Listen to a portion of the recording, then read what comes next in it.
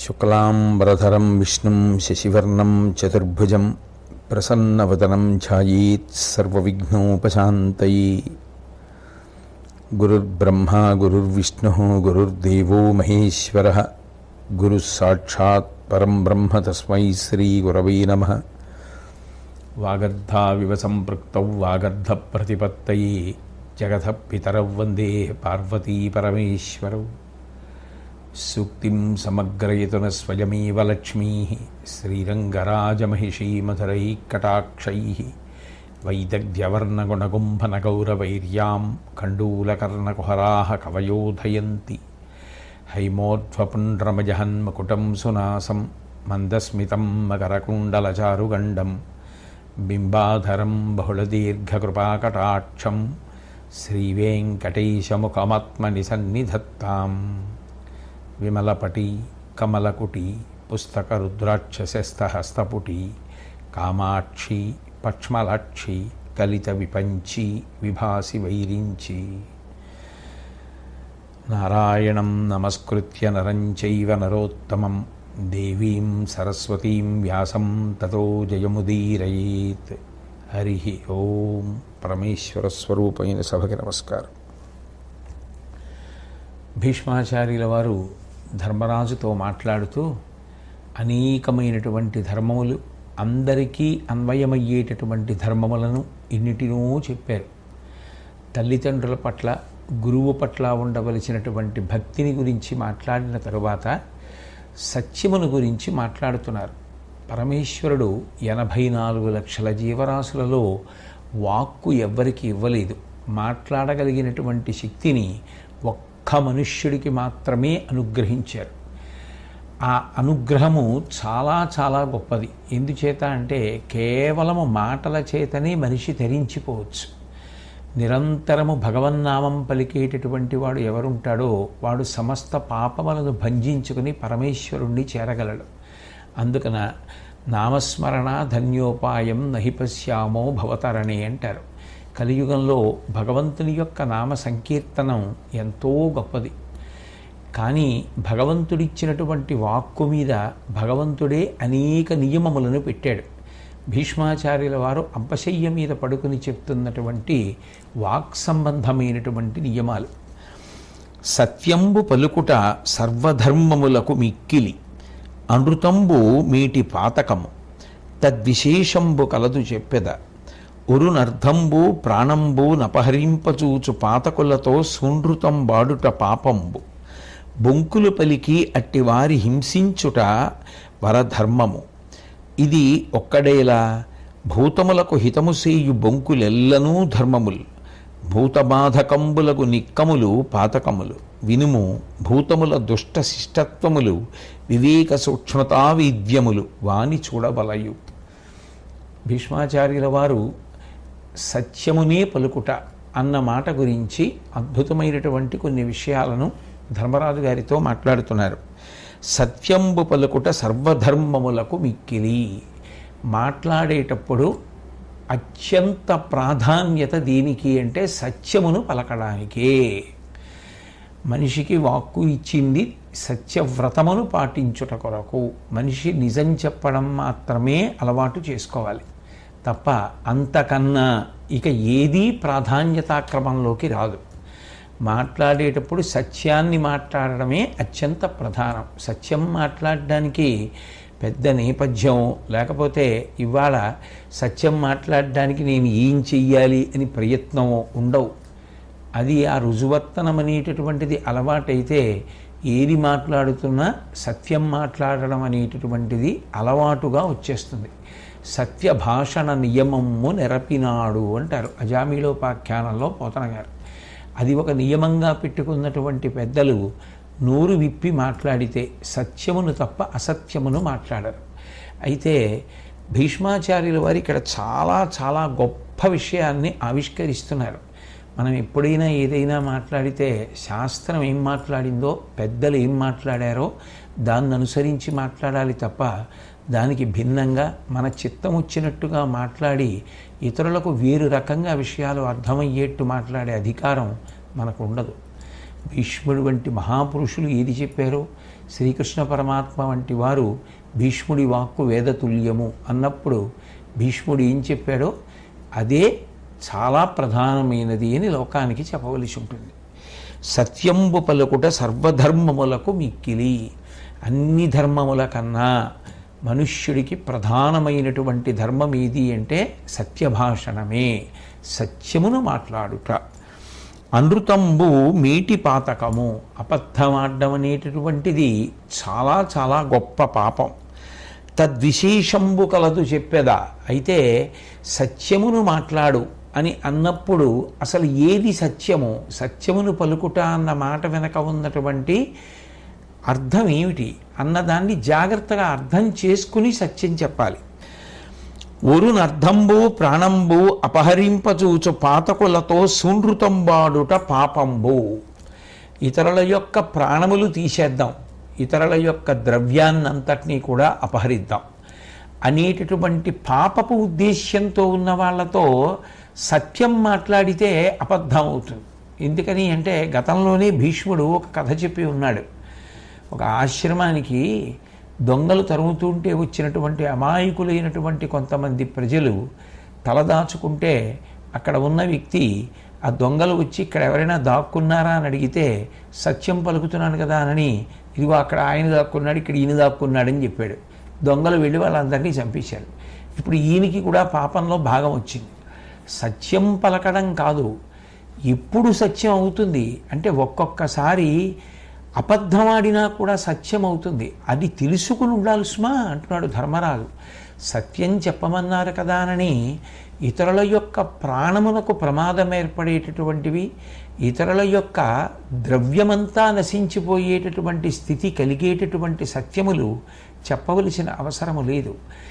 ఆ సమయంలో అవతల వారి యొక్క ప్రాణమును కాపాడడానికి అనృతమును పలికినా అది సత్యమే అవుతుంది. కాబట్టి అనృతంబు మీటి పాతకము తద్విశేషంబు కలదు చెప్పెదా. ఒరునర్థంబు ప్రాణంబు నపహరింపచూచు పాతకులతో సునృతంబాడుట పాపంబు. ఆ కోణంలో చూసినప్పుడు ద్రోణాచార్యుల వారితో ధర్మరాజు గారు చెప్పినటువంటిది నిజం చెప్పడమే అవుతుంది. ఎందుకని అంటే అసలు అస్త్రశస్త్రములను పట్టుకుని బ్రాహ్మణుడు యుద్ధానికి వెళ్ళడమే తప్పు అని భీష్ముడే చెప్పాడు. అటువంటి వాడిని చంపేయచ్చు అని. పైగా అంత విజృంభించి అంతమందిని మట్టు పెట్టేస్తుంటే కృష్ణ పరమాత్మ అంతటి వాడు చెప్పాడు, ఇవాళ మధ్యాహ్నానికి పాండవ సైన్యం ఖాళీ, ఈయన ఇలా విజృంభిస్తే. కాబట్టి మమ్మల్ని అందరినీ తీసుకెళ్ళి ఆయనకి ఆహారంగా సమర్పించేసే కన్నా ఒక అబద్ధమాడి ఆయన్ని పడగొట్టేయడం తప్పు లేదు అన్నాడు. పరమాత్మ ఆ మాట చెప్పాడు అంటే వాళ్ళ భీష్ముడు దాన్ని స్థిరీకరిస్తున్నాడు. అవతల వారి యొక్క ప్రాణములను అవతల వారి యొక్క ద్రవ్యమును అపహరించాలని ప్రయత్నించేటటువంటి వారికి అబద్ధం చెప్పినా యువతల వారికి ప్రాణరక్షణ ఆస్తి రక్షణ కలుగుతోంది కాబట్టి అది సత్యము కిందకు వస్తుంది. అట్లాగే పాతకులతో సునృతంబాడుట పాపంబు. పాతకపు పనులు చేసేటటువంటి వాళ్ళతో నిజం చెప్పాను కదా అని చెప్తే దాని వలన అవతల వాళ్ళకి ప్రమాదం వస్తుంది. కాబట్టి వాళ్ళకి నిజం చెప్పినా అది అసత్యం చెప్పినట్టు అవుతుంది. రక్షించడం కోసం అసత్యం చెప్పినా సత్యం అవుతుంది. బొంకులు పలికి అట్టి వారి హింసించుట వరధర్మము. ధర్మములలోకెల్లా గొప్ప ధర్మం ఏది అంటే ప్రజల్ని నాశనం చేసేద్దామని ప్రయత్నం చేసేవాళ్ళు, ప్రజల్ని నిష్కారణంగా చంపాలని ప్రయత్నం చేసేవాళ్ళు, ప్రజల యొక్క ఆస్తిని నాశనం చెయ్యాలని ప్రయత్నం చేసేటటువంటి వాళ్ళని ఆ ప్రయత్నం నుంచి ఉద్యమం నుంచి తప్పించడం కోసం, అటువంటి ప్రయత్నం నుంచి తప్పించడం కోసం అబద్ధం చెప్పినా కూడా, చెప్పి ఆపినా కూడా, ఆపి యువతల వారిని రక్షించినప్పుడు అది కేవలముగా విశేషమైనటువంటి ధర్మమును ఆచరించడమే అవుతుంది. ఇది ఒక్కడేలా, ఇది ఒక్కటే ఏమిటి ధర్మరాజా, భూతములకు హితము చేయు బొంకులెల్లను ధర్మముల్. ప్రాణులకు హితము చేయడం కోసం, ప్రాణులకు మేలు చెయ్యాలి అన్న ఉద్దేశ్యంతో ఒక అబద్ధం చెప్తే దాన్ని అబద్ధము అని అనరు, దాన్ని సత్యము అని అంటారు. భూతబాధకంబులగు నిక్కములు పాతకములు.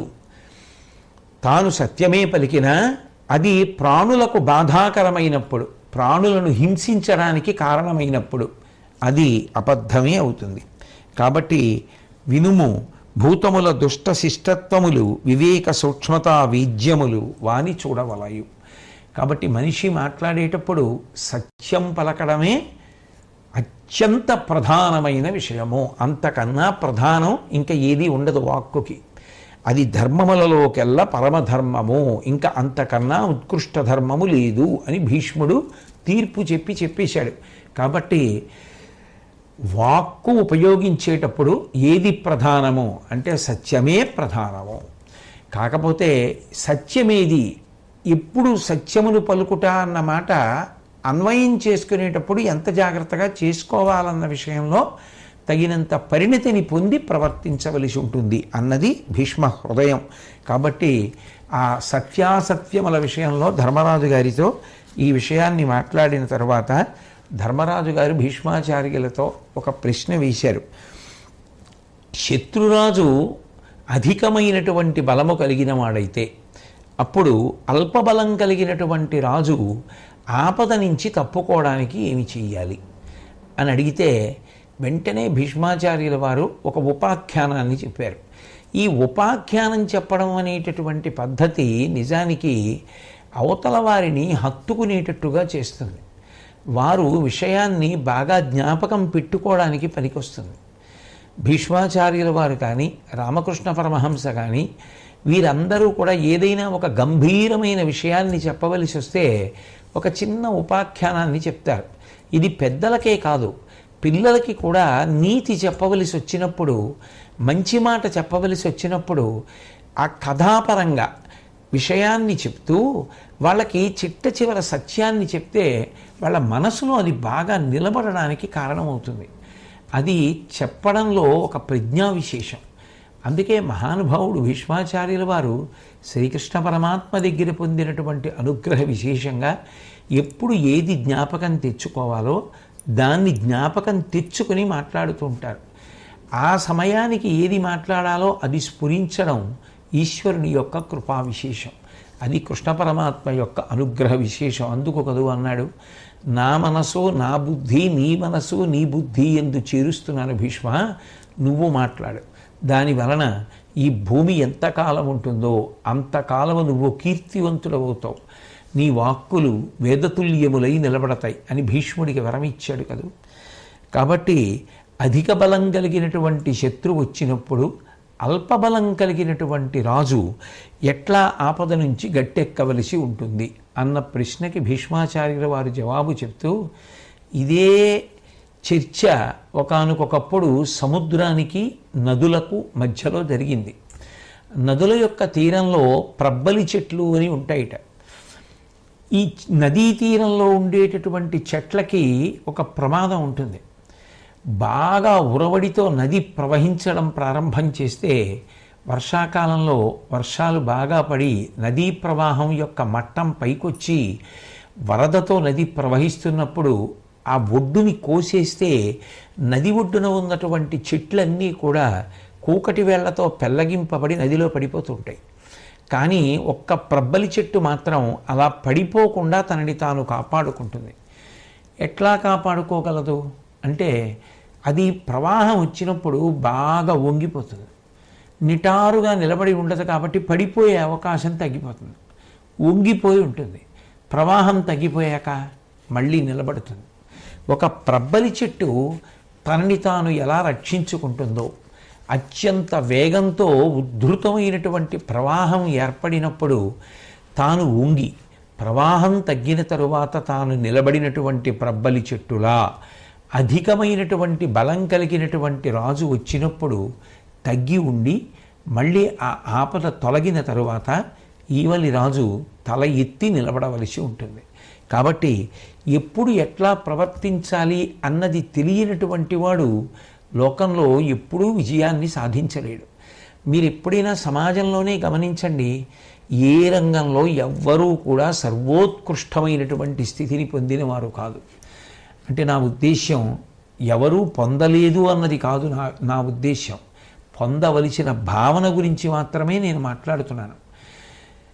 ఒక వ్యక్తి ఒక రంగంలో ఉండి చాలా గొప్పగా పేరు ప్రఖ్యాతులు పొంది ఉండవచ్చు. ఒక ఆయన పాట పాడతారనుకోండి, ఆయన పేరు చెప్తే ఎవరైనా అబ్బా ఎంత బాగా పాడతారండి అని ఆయన పాట వింటే కష్టాన్ని కూడా మర్చిపోయేటంతగా పాడగలిగిన శక్తి పొందినవారైనప్పటికీ ఆయన మాత్రం ఎప్పుడు ఫలానా వారికన్నా నేను ఎంతటి వాడిని, ఆయనకి సంగీతంలో ఎన్ని మెళకువలొచ్చు, ఎన్ని సాధన చేశారు, ఎన్ని రాగాలు తెలుసు, ఎంత శాస్త్రం తెలుసున్నవారు అని అవతల వారి పట్ల వినయంతో ఉంటారు. ఘంటసాల వెంకటేశ్వరరావు గారు శరీరం వదిలిపెట్టేసి ఇంతకాలం అయిపోయిన ఆయన పాటల గురించి ఇప్పటికీ స్మరిస్తారు. ఘంటసాల గారి జీవిత చరిత్ర చదివితే వారు చలనచిత్రాలలో కొన్ని హరికథలు అవి పాడవలసి వస్తే అవి ఎట్లా పాడతారు అన్నది తెలుసుకోవడానికి లబ్ధప్రతిష్ఠులైనటువంటి హరికథకుల యొక్క ఇంటికి వెళ్ళి వారి నుండి తెలుసుకుని వచ్చి పాడుతుండేవారట. అది వినయం. నిజానికి ఇది ఇలా పాడేయచ్చు అని ఘంటసాల గారు పాడచ్చు, కానీ అందులో లబ్ధప్రతిష్ఠులైన వారి దగ్గరికి వెళ్ళి ఇది మీకు సంబంధించిన విషయం, మీరు చెప్పిన తర్వాత మీ దగ్గర తెలుసుకున్న తర్వాత నేను పాడితే అది సౌందర్యవంతం అవుతుంది అని వారి దగ్గర తాను తెలుసుకోవడము అంటే అది ఎంత వినయంతో కూడుకున్నటువంటి విధానం. మనిషి జీవితంలో ఎప్పుడైనా తనకన్నా అధికులు కనపడితే పరమ ప్రశాంత చిత్తంతో తల వంచి నిలబడగలగడం అనేటటువంటిది మనిషి యొక్క శీల వైభవాన్ని మరింత అందగింపచేస్తుంది తప్ప అలా ఒదగడం, అలా తల వంచడం, ఆ వినయంతో ఉండడం ఎప్పుడూ కూడా దోషము కాదు. ఇందులో ఎప్పుడూ మనమే గొప్పవాళ్ళం కాదు, ఎందరో మహాత్ములు ఉంటారు. వారికి నమస్కరించి వారి యొక్క గౌరవాన్ని దృష్టిలో పెట్టుకుని మనం ఎంతటి వారం అన్న భావాన్ని పొంది ఉండాలి తప్ప మా అంతటి వాళ్ళం మేము, మాకన్నా ఎవరున్నారు అన్న అతిశయం ఎప్పుడూ మంచిది కాదు. భీష్ముడు ఆనాడు చెప్పినటువంటిది నిజానికి రాజులకే కాదు అన్వయం, అందరికీ అన్వయం. ఒక ప్రబ్బలి చెట్టు నీటి యొక్క ప్రవాహ వేగాన్ని బట్టి తల ఉంచినట్టే తల వంచడం నేర్చుకున్నటువంటి మనిషి జీవితంలో ఎంతో వృద్ధిలోకి వస్తాడు. కాబట్టి అది రావాలి, అది నేర్చుకోవాలి అని చెప్తున్నాడు భీష్ముడు. అట్లాగే అనయము బేర్చు కామమున అర్ధము ధర్మము గ్రాగు, కామతంత్ర నిరతుడైన వాడు శుభద ప్రతిపన్నుడు కాడు, దుష్ట దండన మొనరింపడట్టి పతి, డాయరు సాధులు ఆర్యులున్ సుహృజ్జనులను, తాన చెటునగు చావును వాటిలు ఎల్లభంగులన్. ధర్మార్థ కామమోక్షములనబడేటటువంటి పురుషార్థ సమన్వయం గురించి మాట్లాడుతున్నాడు భీష్ముడు. అత్యంత గంభీరమైనటువంటి విషయం రాజులకు అన్వయం చేసి మాట్లాడిన నిజానికి ఇది అందరికీ అత్యంత ప్రయోజనకరమైనటువంటి విషయం. అందరూ జీవితంలో జాగ్రత్తగా జ్ఞాపకం పెట్టుకుని అనుష్ఠాన పర్యంతంలోకి తెచ్చుకోవలసినటువంటి విషయాన్ని భీష్మాచార్యుల వారు ప్రస్తావన చేస్తున్నారు. అనయము పేర్చు కామమున అర్థము ధర్మము గ్రాగు. మనిషి ఎప్పుడూ కామమునకే పరతంత్రుడైపోతే, ఎప్పుడూ కామమునకే వశపడిపోయి ఉంటే దాని చేత ధర్మము అర్థము పోతాయి. కామము అంటే అన్ని వేళలా స్త్రీ పురుష సంబంధం గురించే ప్రస్తావన చేయవలసిన అవసరం ఉండదు. కామము అంటే కోరిక, ఏదో భోగవస్తు సంచయమును పొందాలనేటటువంటి కోరిక. ఇంకా ఇటువంటి కుర్చీ ఉంటే బాగుండు, ఇంకా ఇటువంటి పడక ఉంటే బాగుండు, ఇంకా 2 గదులు కట్టుకుంటే బాగుండు, ఇంకా మంచి సంపాదన మనం సాధించగలిగితే బాగుండు. కీర్తి మంచిది, కీర్తి గురించి ఎప్పుడు ఉండవలసిందే, అది ఉత్తమమైనటువంటి లక్షణం. యశమునందనురక్తియు ప్రకృతి సిద్ధగుణంబులు సజ్జనాళికిందంటాడు భర్తృహరి. కానీ ఈ అర్థ సంబంధమైనటువంటి విషయంలో, ఈ కామ సంబంధమైన విషయంలో ప్రత్యేకించి భీష్మాచార్యుల వారు మొదట ప్రస్తావన చేస్తున్నది కామ సంబంధం. మనిషి ఇక అస్తమానము కోరికల మధ్యలోనే తిరుగుతూ ఉంటే, ఎప్పుడూ కోరికలే, ఎప్పుడూ కోరికలే, ఎప్పుడూ కోరికలే, ఆ కోరికలనే పట్టుకుంటే ధర్మబద్ధమైనటువంటి అర్థము దెబ్బతింటుంది. అది ధర్మము అర్థము దెబ్బతినుట. అయితే ఇక్కడ ఒక వ్యత్యాసాన్ని జాగ్రత్తగా గమనించవలసి ఉంటుంది. అవసరం వేరు, కోరిక వేరు. ఒక అవసరం కోరిక ఎప్పుడూ కాదు. ఒక బ్రహ్మచారి శాస్త్రాధ్యయనం చేసిన తర్వాత సమావర్తనం అయిపోయిన తర్వాత తాను యోగ్యమైన కన్యని వివాహం చేసుకోవాలి అని కోరుకుంటే అది తప్పు కాదు, అది అవసరం. వివాహం అయిన తర్వాత ఒకరి దగ్గర చెయ్యి చాపకుండా నేను బ్రతకాలి అనుకుంటే అది అవసరం. నేను ఒక సొంత ఇల్లు కట్టుకోవాలి అనుకుంటే అది అవసరం. నేను ఒంటి నిండా బట్ట కట్టుకోవాలి, కడుపు నిండా అన్నం తినాలి, అనాయాసంగా నేను శరీరం వదిలిపెట్టాలి అనుకుంటే అది అవసరం. నా బిడ్డలకి నేను వివాహాలు చెయ్యాలి, అవసరం. నేను పూర్ణాయుర్దాయాన్ని పొందాలి, ఆ ఆయువు ధర్మాచరణ మనకు పనికి రావాలి, అది అవసరం. అవసరాలు వేరు, కోరికలు వేరు. నేను అమెరికా అధ్యక్షుణ్ణి కావాలి అనుకుంటే కోరిక. నీకు ఇప్పుడు అది లేకపోయినా ఇబ్బంది దేని వలన కలగదో దానిని కోరిక అంటారు.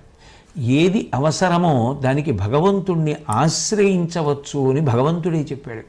చతుర్విధాం భజంతే మాం జనా సుకృతినోర్జున. పైగా అలా నా దగ్గరికి వచ్చిన వాళ్ళు సుకృతులు, వాళ్ళు పుణ్యం చేసిన వాళ్ళయా, అందుకే వాళ్ళు నేను జ్ఞాపకం వచ్చారన్నారు. ఆర్తో జిజ్ఞాసురర్ధార్థి జ్ఞానీచ భరతర్షభ అన్నారు.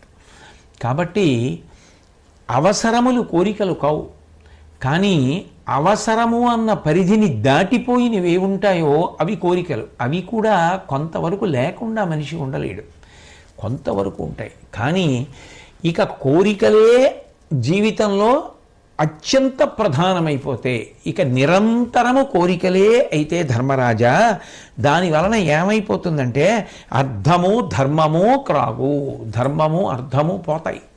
ఎందువల్ల అంటే కోరిక బలీయం అయిపోతూ ఉంటుంది, అది సాధించుకోవాలి. తాను చెయ్యవలసినవన్నీ వదిలిపెట్టేస్తాడు, చెయ్యకూడనివి పట్టుకుంటూ ఉంటాడు, పట్టుకుని డబ్బు సంపాదించుకొస్తూ ఉంటాడు. ఆ డబ్బుతో మళ్ళీ ఏదో చేస్తూ ఉంటాడు, చేస్తే మళ్ళీ ఇంకో కోరిక పుడుతూ ఉంటుంది, మళ్ళీ దానికోసం పరిగెడుతూ ఉంటాడు, మళ్ళీ తీసుకొస్తూ ఉంటాడు, మళ్ళీ తీర్చుకుంటూ ఉంటాడు, మళ్ళీ ఇంకోటి పుడుతుంది, మళ్ళీ పరిగెడుతూ ఉంటాడు. అగ్నియందు నెయ్యి పోసి ఎన్నాళ్ళకి నువ్వు అగ్నిహోత్రాన్ని ఆర్పగలవు? అగ్నియందు నీళ్లు పోస్తే ఆర్పగలవు, కానీ నెయ్యి పోస్తే అగ్ని ఆరుతుందా? అగ్ని మరింత ప్రజ్వరిల్లుతుంది. కాబట్టి కేవలము కామమునందు తగులుకున్నటువంటి వ్యక్తి ధర్మమును అర్థమును వదులుకుంటాడు. అంటే ధర్మబద్ధమైన అర్థము పోతుంది, ధర్మమును విడిచిపెట్టి అర్థము కొరకు వెంపర్లాట బయలుదేరుతుంది. అప్పుడు ఎట్లా తెచ్చావు అన్నదానికన్నా ఎంత తెచ్చావు అన్నదే ప్రాధాన్యం అయిపోతుంది. ఇప్పుడు జీవుడు పాడైపోతున్నాడు కదా, పురుషార్థములు సమన్వయం అవ్వట్లేదుగా. కాబట్టి అనయము పేర్చు కామమున అర్థము ధర్మము క్రాగు, కామతంత్ర నిరతుడైన వాడు శుభధ ప్రతిపన్నుడు కాడు. ఇంకా ఎప్పుడూ కామం కామం కామం. నేను ముందే మనవి చేశాను, కామము అంటే కేవలము స్త్రీ పురుష సంబంధమును గూర్చి మాట్లాడరు. ఇక 24 గంటలు అదే మాట్లాడతారా ఎక్కడైనా? అది కాదు. కామము అంటే కోరిక, కోరిక అంటే తను సుఖపడడానికి కావలసినటువంటి భోగ సంబంధమైన వస్తువులు. ఎన్నో వస్తువులు మనిషికి సుఖాన్ని కల్పిస్తాయి, అందుకు కదా అది కావాలి ఇది కావాలని కోరుకుంటూ ఉంటాం. కంటితో ఏవేవో చూడాలని కోరికలు ఉంటాయి. ఆ కొండ చూడాలి, ఆ జలపాతం చూడాలి, సముద్రం వంక చూడాలి, చెట్ల వంక చూడాలి, ఉద్యానవనాల వంక చూడాలి, దేవాలయాలు చూడాలి, ధ్వజస్తంభాలు చూడాలి, మంచిదే, అటువంటి కోరికలు ఉంటాయి. కాబట్టి ఏవో పట్టుబట్టలు చూడాలి, ఇటువంటివి కంటితో చూడవలసినవి, చెవితో అవి వినాలి ఇవి వినాలి, నాలుకతో అవి తినాలి ఇవి తినాలి, స్పర్శేంద్రియంతో అది ముట్టుకోవాలి ఇది ముట్టుకోవాలి, రకరకాల కోరికలు జ్ఞానేంద్రియముల యొక్క సంఘాతము వలన. అవన్నీ కూడా భోగ సంబంధమైనటువంటి వస్తువులు. ఆ వస్తువులన్నీ సమకూర్చుకోవాలనేటటువంటి కోర్కెల యందు నిష్ఠ, దానితో తాదాత్మ్యత ఎక్కువైపోతే తాను ప్రవర్తించవలసినటువంటి ఉత్తమ పదాన్ని వదిలిపెట్టేసుకుంటాడు. అసలు ఇన్ని కోట్ల జన్మల తర్వాత మనిషిగా వచ్చావు, దానితో పాటు నీకు ఎన్నో ఉన్నాయి జీవితంలో సాధించవలసినవి, అవన్నీ మరుగున పడిపోతాయి. ఇది ప్రధానమైపోతుంది. ఈ కోరికల గురించిన వెంపర్లాట ఎక్కువైపోతుంది. అప్పుడు శుభద ప్రతిపన్నుడు కాడు. ధర్మరాజా, వ్యక్తి సరి అయినటువంటి పదమునందు నడవలేడు. దుష్టదండన మనరింపడట్టిపతి, విపరీతమైనటువంటి కోరికలతో ఉండేటటువంటి వాడికి ఆ కోరికలు సాధించుకోవడానికి మార్గాలు చెప్పేవాళ్ళు ధర్మంతో కూడిన మార్గం చెప్పే అవకాశం ఉండదు కాబట్టి ధర్మాన్ని వదిలిపెట్టమని చెప్పేవాళ్ళు చుట్టూ చేరుతారు, కాబట్టి దుర్మార్గులు చుట్టూ చేరుతారు.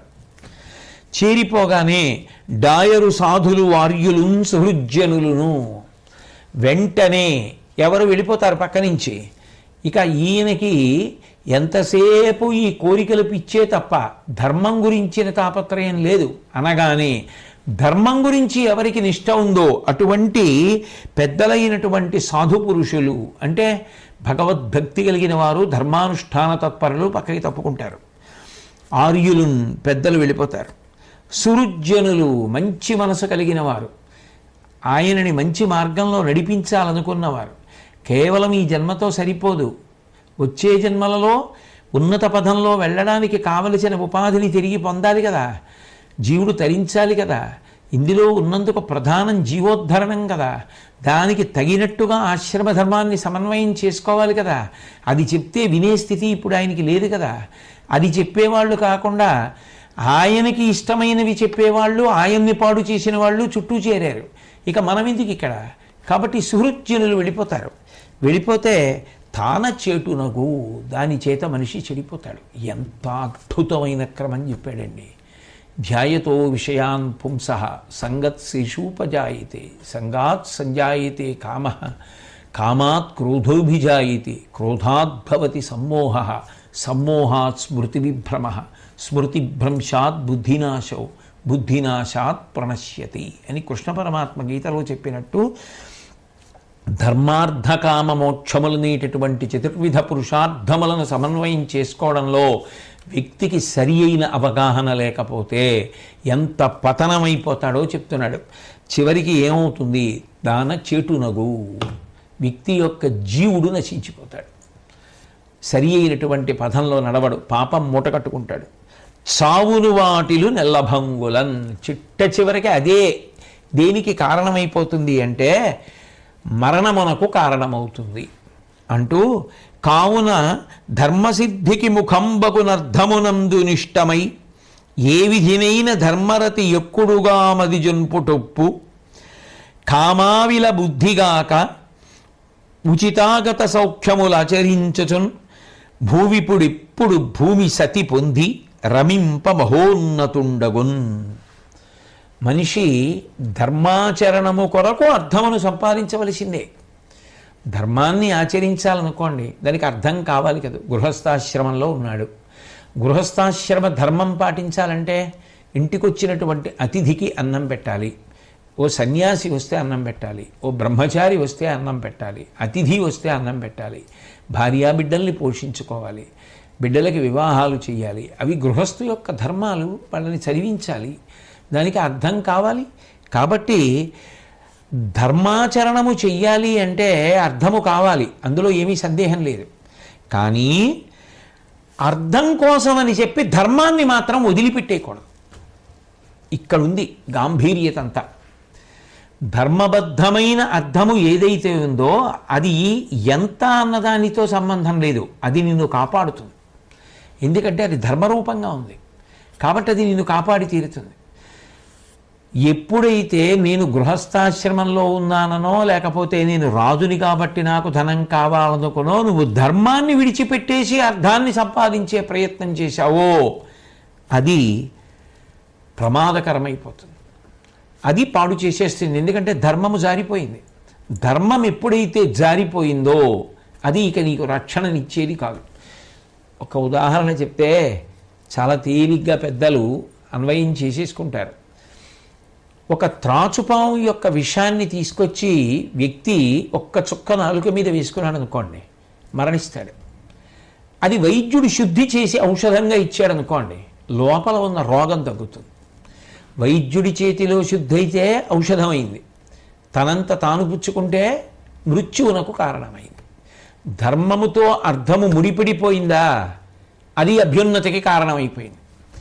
ధర్మంతో అర్థం ముడి వదిలిపెట్టేసిందా, పతనానికి కారణమైపోయింది. కాబట్టి మనిషి తప్పకుండా అర్థమును సంపాదించవలసిందే. కానీ ధర్మంతో ముడి విడిపోకుండా చూసుకుంటూ ఉండాలి. ధర్మబద్ధంగానే సంపాదించానా, ధర్మబద్ధంగానే ఖర్చు పెట్టానా, ధర్మం కొరకే ఖర్చు పెట్టానా, సంపాదించడం ఒకటే కాదు ప్రధానం, ధర్మాన్ని విడిచిపెట్టి అధర్మం కోసం, అధర్మం పెరగడం కోసం కూడా మనిషి ఖర్చు పెట్టకూడదు. అది కూడా పాపమే. కాబట్టి సంపాదించినప్పుడు ధర్మంతో ముడిపడాలి, ఖర్చు పెట్టినప్పుడు ధర్మంతో ముడిపడాలి. అట్లా ధర్మార్థములు ముడిపడి ఉంటే అవి యోగ్యములు. ఇక కామము దగ్గరికి వచ్చినప్పుడు నీకు ఏది పరమేశ్వరుడు అనుగ్రహించాడో దాన్ని సంతోషంగా నువ్వు అనుభవించడం అనేటటువంటిది నీకు శ్రేయస్కరము. అంతేకాని నీకు లేని దానికోసం వెంపర్లాడడం, నువ్వు పొందగలవో పొందలేవో తెలుసుకోకుండా ధర్మాన్ని వదిలిపెట్టేసిన కామం కోసం వెంపర్లాడడం ప్రమాదహేతువు. అంటే అర్థము ధర్మముతోనే ముడిపడాలి, కామము ధర్మముతోనే ముడిపడాలి. కాబట్టి కామావిల బుద్ధిగాక ఉచితాగత సౌఖ్యములాచరించుచున్, తనకు లభించినటువంటి సౌఖ్యములు ఏమున్నాయో అవి అనుభవించవచ్చు. అప్పుడు సామాన్యులకు కూడా ధర్మం అంతే. పూర్తి చేసినప్పుడు రాజుపరంగా పూర్తి చేస్తున్నాడు భీష్మాచార్యుల వారు. భూమిపుడిప్పుడు భూమి సతి పొంది రమింప మహోన్నతుండగున్. అట్లా భూమి పరిపాలన చేసేటటువంటి రాజు ఇట్లా చతుర్విధ పురుషార్థములను సమన్వయం చేసుకున్నవాడెవరుంటాడో ఆయన అభ్యున్నతిని పొందుతాడు. కాబట్టి ధర్మరాజా, మనిషి జీవితంలో అత్యంత ప్రధానమైనటువంటిది ఆ విధంగా పురుషార్థములను సమన్వయం చేసుకోవడం. ధనం అనేటటువంటిది చాలా అవసరము సుమా. ధనమును తృణీకరించడం కూడా మంచిది కాదు. ధర్మబద్ధమైనటువంటి ధనమును సంపాదించడానికి మనిషి ఎప్పుడూ ప్రయత్నం చేస్తూ ఉండాలి. ఎందుకనంటే ధనము వలన సకల సౌఖ్యములు చేకూరుతాయి. కాబట్టి అంత మాత్రం చేత ధర్మాన్ని విడిచిపెట్టి ధనాన్ని సంపాదించే ప్రయత్నము చేయకూడదు. అసలు ధనాన్ని సంపాదించకుండా కూర్చుంటానని అనకూడదు. దానివలన ధర్మపరిత్యాగం అవుతుంది. దానివలన మళ్ళీ ధర్మానుష్ఠానం పోయిందిగా. ఒక గృహస్థు తాను సంపాదించవలసినది సంపాదించకుండా ఏమీ చెయ్యకుండా కూర్చుంటానంటే భార్యాబిడ్డల గతి ఏమవుతుంది? వాళ్ళు ఇబ్బంది పడిపోరు? తాను నిర్వర్తించవలసిన ధర్మం ఓ అతిథికి పెట్టవలసి వస్తే, ఓ నైమిత్తికం చేయవలసి వస్తే, ఓ యాగం చేయవలసి వస్తే, కాబట్టి అర్థసముపార్జనం చెయ్యాలి. ధనమునకు ఎంతో ప్రాధాన్యత ఉంది.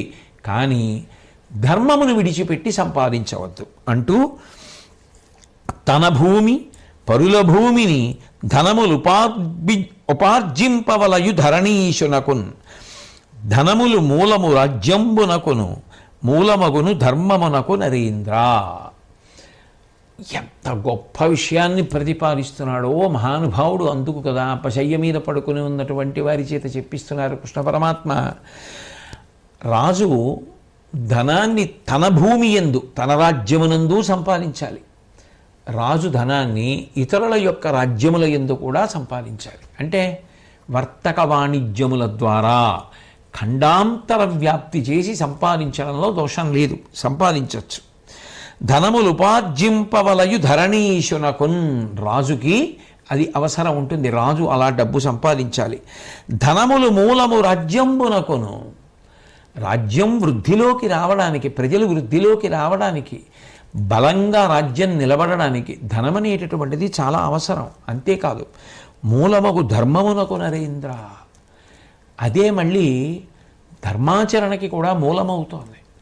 అయినప్పుడు ఒక పెద్ద దేవాలయం నిర్మించాలంటే అవసరం, ఒక పెద్ద సభామంటపం నిర్మించాలంటే అవసరం, ప్రజలందరికీ కావలసినటువంటి ఒక ఉపకార సంబంధమైనటువంటి నిర్ణయాన్ని చెయ్యాలి అంటే ధనం అవసరం. ధర్మానికి ధనం అవసరం. ధర్మంతో ముడి విడిపోకుండా ధనాన్ని రాజు తన రాజ్యమునందు పరరాజ్యమునందు కూడా సంపాదించడానికి ప్రయత్నములు చేస్తూ ఉండవలసినదే. కారణము ధనమునకు ఆ విలువ ఉన్నది కనుక. విను బండారము పెరుగని జనపతికి బలంబు మిత్ర సంపదయును కల్గునే, బలమిత్ర విహీనున కొనరుని రాజ్యంబు విభవమున్నతమగునే. ధర్మరాజా, బండారము పెరుగని జనపతికి. ధనాగారం నిండలేదనుకోండి, ధనం లేదు రాజు దగ్గర. రాజు దగ్గర ధనం లేకపోతే బలం ఎక్కడి నుంచి ఉంటుంది? బలము అంటే ఆయన శరీర బలం కాదు, ఆయనకు ఉండవలసిన సైన్యాన్ని ఎలా నిర్వహిస్తాడు? కావలసినంతమంది ఉద్యోగుల్ని ఎలా పెడతాడు? అన్ని కార్యక్రమాలు అమలు చెయ్యాలి అంటే, ఎన్ని కార్యక్రమాలు పెంచాలి అంటే, అంత సిబ్బంది కావాలంటే, అన్ని కార్యక్రమాల నిర్వహణకి ధనం కావాలి కదా. అంటే రాజ్యమునందు నిర్వర్తించే కార్యక్రమములకు హద్దు ఉండదు. ప్రభువు ఎన్నైనా చేయవచ్చు. అన్నీ చెయ్యాలి అంటే అంత ధనం కావాలి. అంత ధనం కోసం రాజు తన రాజ్యమునందు పరరాజ్యమునందు కూడా ధర్మంతో ముడి వదలకుండా సంపాదించవచ్చు. పైగా ధనమునకున్న శక్తి ఎటువంటిది? అది లేని నాడు ప్రభువుకి సైన్యం లేదు. మిత్ర సంపదయును, ఆయన బలవంతుడు కానప్పుడు ఆయనతో మిత్రత్వం ఎవరు పెట్టుకుంటారు? ఎవరితో మిత్రత్వం పెట్టుకుంటే ఏం అడుగుతాడో అని చెప్పి భయం ఉంటుంది. అందుకని ఏ రాజు ఆయనతో మైత్రి పాటించడు. కల్గునే బలమిత్ర విహీనున కొనరునే రాజ్యంబు. యువతల సైన్యము లేదు, అవతల మిత్రులు లేరు, ఇంకా ఆయన గొప్పగా రాజరికం ఏం చేస్తాడు? ఆ రాజ్యానికి వైభవం ఏముంటుంది? కాబట్టి విభవం ఉన్నతమగునే, వైభవం ఉంటుందా? ఉండదు. కాబట్టి ధనమును సంపాదించవలసిందే. కావున అర్ధ సంపదల కల్మియ ఎంతకు మూలమైన ఉర్వీవరుడు ఆత్మశక్తికి అతిరిక్తములైన సముద్యమంబులన్ తా వెలయందలంచి సముదగ్రత గైకను తప్పదు. అవ్విధంబా ఆ విభు తొంటి కల్మికి హానియునర్చు హరించు ప్రాణముల్. చాలా ప్రధానమైనటువంటి విషయాన్ని భీష్ముడు ప్రస్తావన చేస్తున్నారు. ధనము యొక్క అవసరాన్ని చెప్పారు. చెప్పి కావున అర్ధ సంపదలు కల్మియ ఇంతకు మూలమైనను. రాజ్యానికి, రాజ్య నిర్వహణకి కానీ, వ్యక్తి తన ధర్మ నిర్వహణకు కానీ, భోగ సంపత్తి కొరకు కానీ ధనం అనేటటువంటిది అత్యంత అవసరమైన విషయమే, సందేహం లేదు. ఉర్వీవరుడాత్మశక్తికతిరిక్తములైన సముద్యమంబులన్ తా వెలయంతలంచి సముదగ్రత గైకొను తప్పదు. అర్థము ఎంత అవసరమైనా, ధనం ఎంత అవసరమైనా వ్యక్తి తన శక్తిని దృష్టిలో పెట్టుకోవాలి. రాజు కూడా తన శక్తిని తాను దృష్టిలో పెట్టుకోవాలి. శక్తికి మించినటువంటి ఖర్చు పెట్టాలని వ్యక్తి అనుకున్నా, శక్తికి మించిన ఖర్చు పెట్టాలని ప్రభు అనుకున్నా, అప్పుడు వెంటనే అర్థాన్ని ఎట్లాగో అట్లా సంపాదించవలసిన పరిస్థితి ఉత్పన్నమైంది. కాబట్టి ధర్మంతో ముడి తనంత తాను తెగిపోతుంది. ఎందుకని అంటే ఆ అర్థము అంత అవసరమైపోయేటట్టుగా తాను కార్యక్రమాన్ని పెట్టేసుకున్నాడు. పెద్ద శుభకార్యాన్ని ఏదో తలపెట్టేశాడు, ఎంతో పెద్ద వేడుక పెట్టేసుకున్నాడు. వస్తుందిలే అనుకున్నాడు. ఇప్పుడు అనుకున్నంత రాలేదు, జరిపి తీరాలి 10 మందితో వ్యవహారం. అప్పుడు ఏం చేయాలి? అప్పు పుచ్చుకోవాలి, వడ్డీ పెరుగుతుంది. ఆ అప్పు తీర్చడానికి ఏం చేయాలి? ధర్మాన్ని వదిలిపెట్టేసి సంపాదించవలసి ఉంటుంది. కాబట్టి శక్తిని మించిన దాని జోలికి వెళ్ళావో వెంటనే అర్థము ధర్మంతో ముడి వదిలిపెట్టేస్తుంది. అది ప్రమాదం. కాబట్టి నీ శక్తిని దృష్టిలో పెట్టుకుని మాత్రమే నువ్వు కార్యక్రమములను చేస్తూ ఉండాలి. నీ శక్తి పెంచుకుంటూ కార్యక్రమములను పెంచుకుంటే ఏ ఇబ్బంది లేదు. తప్ప వ్యక్తి తనకెంత శక్తి ఉందో అన్ని కార్యక్రమాలు పెట్టుకున్నాడు అనుకోండి, ఏ సమస్య లేదు. వ్యక్తి తన శక్తికి తాను సంపాదించగలిగిన దానికన్నా చాలా ఆడంబరంగా పెట్టేసుకున్నాడు అనుకోండి, ప్రమాదంలోకి వెళ్ళిపోతున్నాడు కదా. కాబట్టి తా వెలయందలంచి సముదుగ్రత గైకొనుటొప్పదు. అవ్విధంబ ఆ విభుతుంటి కల్మికిని హానియునర్చు హరించు ప్రాణముల్. అప్పుడది రాజు కానివ్వండి, వ్యక్తి కానివ్వండి, ఆయనకి ముందు ఉన్న ధనము పోతుంది, ప్రాణాలు పోతాయి. వ్యక్తి అయినా అంతే, ఆ ముందు ఉన్న ధనము పోతుంది, ఆఖరికి బెంగపెట్టుకుని ఏమీ చేయలేక ప్రాణములు పోతాయి. కాబట్టి శక్తిని దాటి మాత్రం పరుగు తీయవద్దు. అది ప్రమాదహేతువు సుమా. ధనం ఎంత గొప్పదైనా నీ శక్తిని దాటి నువ్వు వెళ్ళవద్దు. ఎంత ప్రేమగా ఒక తండ్రి కొడుక్కి చెప్పినట్టు చెప్పాడు. చెప్తూ ఇక ధర్మం అనేటటువంటిది ఎంత గొప్పదో చెప్తున్నాడు. తెలిసి కానీ తెలియక కానీ అగ్నిహోత్రాన్ని ముట్టుకున్నారనుకోండి, అది కాలుతుంది. అట్లాగే ఆయన ఎవరు అన్నది వదిలేయండి, పూర్వం ఆయన ఎటువంటి వాడు వదిలేయండి. ఆయన తెలిసో తెలియకో ప్రేమ చేతో శాసనం చేతో ఎందుకో ధర్మాన్ని పట్టుకోవడం మొదలెట్టాడు. ఇప్పుడు ఆయన దొంగ అయిన, అవినీతిపరుడైన, అధర్మాత్ముడైన, విరోధి అయిన, ధర్మాత్ముడైతే గౌరవింపబడడం ప్రారంభమైపోతుంది. ఎందుకని అంటే అది ధర్మమునకు ఉండేటటువంటి లక్షణం అని చెప్తూ ఆయన ఒక అద్భుతమైనటువంటి ఉపాఖ్యానాన్ని చెప్పాడు. పారియాత్రము అనబడేటటువంటి పర్వతం ఉంది. ఆ పర్వతం మీద ఒక వ్యక్తి ఉన్నాడు. ఆయన న్యాయపరుడు, మంచి విలువిద్య నేర్పరి, చాలా బాగా బాణములను ప్రయోగించగలడు. అరణ్యాల్లో తిరిగేటటువంటి జంతువుల యొక్క తీరుతెన్నులు బాగా తెలుసుకున్నటువంటి వాడు, అడవులలో తిరగడానికి బాగా అలవాటు పడినటువంటి వాడు. ఆయన అరణ్యంలోంచి ఎన్నో పళ్ళు, కాయలు, కందమూలాలు, తేనె, ఔషధులు ఇటువంటివన్నీ సమీకరించి తెస్తుండేవాడు. ఈ తెచ్చినవన్నీ కూడా చక్కగా తల్లిదండ్రులని సేవించి వారికి ఇస్తూ ఉండేవాడు. మునుల దగ్గరికి వెళ్ళి మీరు హాయిగా తపస్సు చేసుకోండి అని ఈ పదార్థములను వాళ్ళకి ఇచ్చి వాళ్ళని సేవిస్తూ ఉండేవాడు. ఆయన కానీ యుద్ధం చేయవలసి వచ్చిందో ధనస్సు బాణములు పట్టుకొని 1000 మందిని ఒక్కడే చంపేస్తూ ఉండేవాడు. ఒకానొకప్పుడు ఆ పక్కన ఉన్నటువంటి ప్రదేశంలో, ఆ పక్కన ఉన్నటువంటి ఊళ్ళో అనేక మంది దొంగలు ఉండేవారు. వాళ్ళకి ఒక ఆలోచన వచ్చింది, మనకి ఒక నాయకుడు ఉంటే, ఒక రాజు ఉంటే, ఒక ప్రభువు ఉంటే, ఒక రక్షకుడు ఉంటే, రాజు అంటే రక్షకుడే కదా, ప్రభువు అంటే రక్షకుడే, ఒక రక్షకుడు ఉంటే బాగుంటుంది. కాబట్టి రక్షకుడు అంటే మనకి మార్గనిర్దేశం చేయాలి, ఇలా ఉండండి రా అబ్బాయి అని చెప్పేవాడు ఉండాలి. అటువంటి వాడిని మనం వెతుక్కోవాలనుకున్నారు. అనుకుంటే వాళ్ళందరికీ కూడా ఈయన నచ్చాడు. నచ్చి ఈయన దగ్గరికి వెడదాం, మనం వెళ్ళి ఈయనని మనకి రక్షకుడుగా ఉండమని అడుగుదాం అని ఈ పారియాత్ర పర్వతం మీద ఉండేటటువంటి కాపవ్యుడు అనబడేటటువంటి వ్యక్తి దగ్గరికి వెళ్ళారు. వెళ్ళి ఆయనను అడిగారు, కాపవ్యుండను పేరను దీపించిన అతని భూరితేజము కని రక్షాపరుడు వలయు మనకని ఆ పొలమున కల్గు దస్యులందరూ తమలోన్.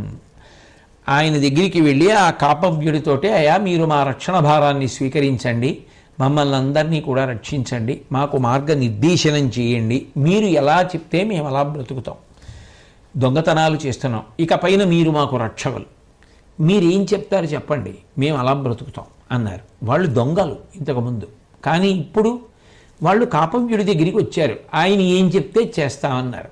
కాపవ్యుడు అన్నాడు, శిశుజన మునిజన స్త్రీజనంబుల చంపగాదు, ఎట్టివాడైన కడగి మీద గవియక పొడచుట కల్మషంబు, అంగన చెరపట్ట తగదు విశేషమొకడు విను, ఎల్ల సత్వంబులను బెంటి చంపుట పాపంబు, గోవుల బ్రాహ్మణులను సంకట పెట్టంగ జనదు, తదీయ హితము కోరి పూని యుద్ధంబు సైత అధిక పుణ్యంబు, సస్యక్రియా విఘాతమాచరించుటకడు దోషము, అవని ప్రజకు బాధ కావించి కుడిచి శవంబు తొలుచు పృవ్వు గతి, అది ఒలియంగ బొలియునతడు.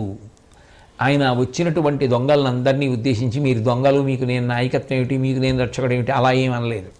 తప్పకుండా నేను మీకు రక్షణ చేస్తాను, కానీ నేను చెప్పిన మార్గంలో మీరు ప్రవర్తించాలి, ఈ నియమాలు పాటించాలి. తప్పకుండా చెప్పండి ఏం చేయమంటారు, మేము అలాగే బ్రతుకుతాం. ఆయన అన్నాడు, శిశుజన మునిజన స్త్రీజనంబుల చంపగాదు, ఇక పైనుంచి మీరు శిశువుల జోలికి వెళ్ళకూడదు, శిశువుల్ని చంపకూడదు, మునులను చంపకూడదు, స్త్రీలను చంపకూడదు, ఎట్టివాడైన కడగి మీద గవియగ పొడుచుట కల్మషంబు, ఇంకొకడు మన మీదకి యుద్ధానికి వస్తే తప్ప అనవసరంగా ఎవరి జోలికి వెళ్ళి ఎవరిని చంపకూడదు. అంగన చెరపట్ట తగదు, స్త్రీలని చెరపట్టడం మంచి పద్ధతి కాదు. విశేషమొకడు విను, అత్యంత ప్రధానమైన విషయం చెప్తున్నాను విను, ఎల్ల సత్వంబులను పెంటి చంపుట పాపంబు, అది మనుష్యుల యందే కాదు, ఏ ప్రాణి అయినా స్త్రీ ప్రాణిని చంపడం మరీ అన్యాయం. ఎందుకంటే అసలు ఈ సృష్టి ఆగిపోతుంది. కాబట్టి స్త్రీ ప్రాణిని చంపడం అనేటటువంటిది అత్యంత హేయమైన విషయం. గోవుల బ్రాహ్మణులను సంకట పెట్టంగ చనదు. గోవులను బ్రాహ్మణులను బాధ పెట్టవద్దు. తదీయ హితము కోరి పూని యుద్ధంబు సైత అధిక పుణ్యంబు.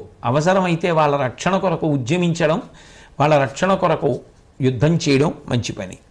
సస్యక్రియా విఘాతమాచరించుట కడు దోషము. ఇక ప్రజలు తినడానికి సిద్ధంగా ఉన్నటువంటి పంట దోచుకోవడం, పంట పాడు చేయడం, అటువంటి పనులు చేయకూడదు. అవని ప్రజకు బాధ గావించి కుడిచి, ఈ భూమి మీద ఉండేటటువంటి ప్రజల్ని బాధ పెట్టి డబ్బు లాగి తిని బ్రతకడం ఎటువంటిది అంటే, శవాన్ని తినేటటువంటి పురుగు ఉంటుంది, అది శవంలోకి వెళ్ళి తినడం మొదలెడుతుంది. శవం అయిపోగానే అది చచ్చిపోతుంది. ఎందుకంటే అది కుళ్ళిపోతూ ఉంటుంది. కుళ్ళిపోతున్న దాన్ని తినేసింది అది పోతుంది. అట్లాగే ప్రజల్ని బాధ పెట్టి సంపాదించి తిన్నవాడెవరో వాడు కూడా అట్లాగే చిట్ట చివరికి అంతరించిపోతాడు. కాబట్టి మీరు ఈ నియమాలు పాటించండి అన్నాడు. వాళ్ళందరూ అన్నారు, తప్పకుండా మేము ఇవాళ నుంచి నీకు లోబడి ఉంటాం. మేమెవరమైనా అలా ఉండకపోతే నువ్వు మమ్మల్ని సంస్కరించు, శిక్షించు అని ఆయన్ని నాయకుడిగా ఎంచుకొని మీరు చెప్పినట్టు బ్రతుకుతామని బ్రతకడం మొదలుపెట్టారు. ఇప్పుడు వాళ్ళు తెలిసో తెలియకో దొంగలైన ధర్మాన్ని పట్టుకున్నారు. ఆయన చెప్పిందంతా ఏమిటి? ధర్మం. ఇప్పుడు ధర్మాన్ని పట్టుకోగానే వాళ్ళందరూ కూడా ఉత్తములైనటువంటి పౌరులైపోయారు. అయిపోయి మంచి కీర్తివంతులయ్యారు. వాళ్ళని చూసి అందరూ సంతోషించారు. కాపవ్యోపాఖ్యానము పాపహరము దీని శ్రవణ పఠనములటవీ వ్యాపార క్షేమంకర రూపములకు దస్యు మృగ విరోధములడచున్. ఫలశ్రుతి చెప్తూ భీష్ముడు, ఈ ఉపాఖ్యానం పాపహరం అంటే ధర్మమునందు అనురక్తి కలగగానే ఇటువంటివి విని, అరే దొంగలే మారి అంతటి వాళ్ళు అయ్యారే అని ఎవరైనా దోషభూయిష్టమైన జీవనంలో ఉన్నవారైనా మనసు మరల్చుకొని మంచి వైపుకి తిరిగితే పాపం హరించుకుపోలేదు. కాబట్టి పాపహరము. అటవీ వ్యాపారము చేసినప్పుడు క్షేమకరము. దస్యు మృగ విరోధములు అడచున్. దొంగల వలన మృగముల వలన కలిగేటటువంటి బాధలు ఉపశమిస్తాయి అని ఆయన ఫలశ్రుతి చెప్పి, ఆ తర్వాత ధర్మరాజు గారితోటి వ్యక్తి జీవితం ఎప్పుడూ కూడా పరిచి ఉంచినటువంటి పూలపాన్పు కాదు. అనేకమైన కష్టాలు వస్తూ ఉంటాయి, సుఖాలు వస్తూ ఉంటాయి, ఆపదలు వస్తూ ఉంటాయి, ఎత్తుపల్లాలు ఉంటాయి. కానీ సాధ్యమైనంత వరకు మనిషి రాబోయేటటువంటి కాలం గురించి ఆలోచించి తగిన జాగ్రత్త ఎవరు పడుతూ ఉంటాడో వాడు ఆపదలు గట్టెక్కుతూ ఉంటాడు. అట్లా లేనివాడెవరో వాడు ప్రమాదమునకు గురి అవుతూ ఉంటాడు. కాబట్టి ఇవాళ జరిగిపోయిందా లేదా కాదు, రేపటి గురించి, ఎల్లుండి గురించి, వచ్చే నెల గురించి కూడా ఆలోచించిన వాడెవరో వాడు వృద్ధిలోకి వస్తాడు. మనిషి ఒక్కడే భవిష్యత్ గురించి ఆలోచించగలడు. ఏ ఇతర ప్రాణికి అవకాశం ఉంటుంది? అట్లా ఉండదు. అట్లా అయితే అవి కూడా ఇళ్ళు కట్టుకుని, అవి కూడా సాయంకాలం కోసం, రేపటి కోసం తెచ్చుకుని దాచుకునేవే. వాటికి అది తెలియకే కదా. మనిషికి ఒక్కడికే భవిష్యత్ గురించి తెలుసు. మనిషికి భవిష్యత్ గురించి తెలుసు అంటే తన ఒక్కడి గురించి కాదు, సమాజం భవిష్యత్ అంతటినీ దృష్టిలో పెట్టుకుని తాను ప్రవర్తించవలసి ఉంటుంది. అట్లా ఆలోచించగలిగిన వాడు మనిషి ఒకడే. అయినప్పుడు అది ఎంత అవసరమైనటువంటి విషయం, అది లేకపోతే ఎంత ప్రమాదమో. బాగుంది కదా అని అనుభవించేస్తూ కూర్చోవడం మనిషికి తగిన విషయం కాదది. దాని గురించి భీష్ముడు చేపల పేరు మీదే చెప్తున్నాడు. నాకు అనిపిస్తుంది వ్యక్తిగతంగా, ఇంతంత గంభీరమైన విషయాలు చెప్తున్నప్పుడు కథారూపంగా చెప్తున్నాడు అంటే, ఉపాఖ్యానాలు చెప్తున్నాడు ఇంత తేలిక భీష్ముడు అంటే, బహుశः ఇది ప్రతి ఇంట పెద్దలు పిల్లలకి ఈ కథారూపంగా చెప్పి వాళ్ళ జీవితానికి కావలసినటువంటి క్షేమకరమైన పునాదులను నిర్మాణం చెయ్యమని వ్యాసహృదయం అయ్యి ఉంటుంది అనిపిస్తూ ఉంటుంది.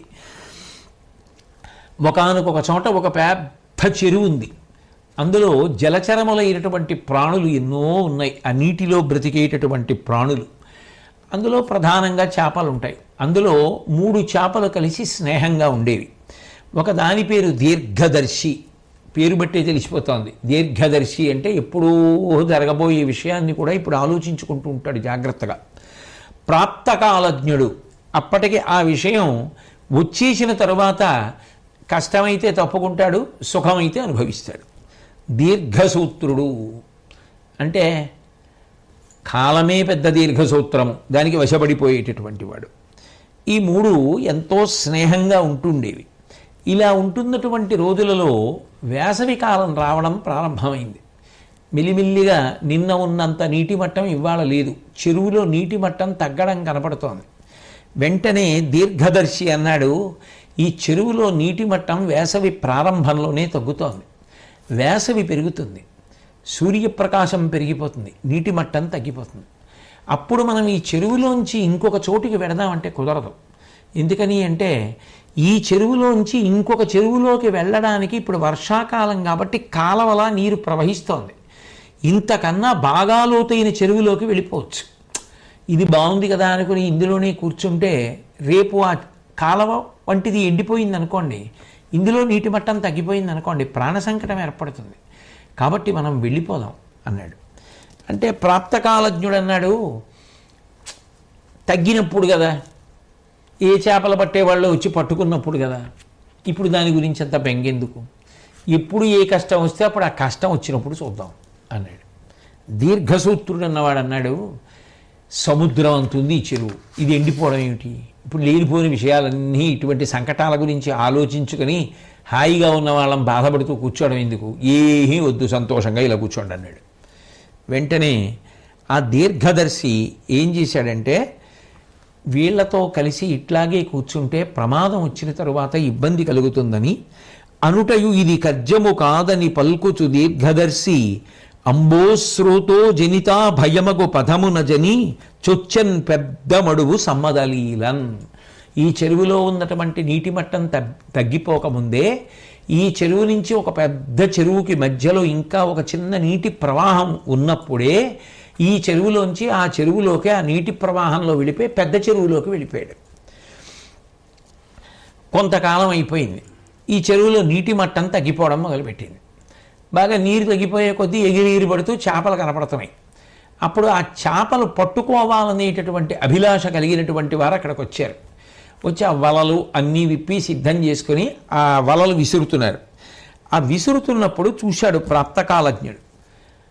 అయ్యయ్యో చెప్పాడు దీర్ఘదర్శి, నేను వినలేదు, ఆయన తప్పుకున్నాడు, ఇప్పుడు ప్రమాదం వచ్చేసింది, ఎట్లా తప్పుకోవాలి అని ఆలోచించి వాళ్ళు వల వేసినప్పుడు దాన్ని జాగ్రత్తగా నోటితో పట్టుకుని బయటపడి వాళ్ళు చేపల్ని తీసి గుదిగుచ్చుతున్నప్పుడు తాటికి తాను కూడా ఒక తాటిని నోటితో కరిచి పట్టుకుని తాడుకి గుచ్చబడిన వాడిలా నటిస్తూ సొమ్మసిల్లి పోయిన వాడిలా ఉండిపోయాడు.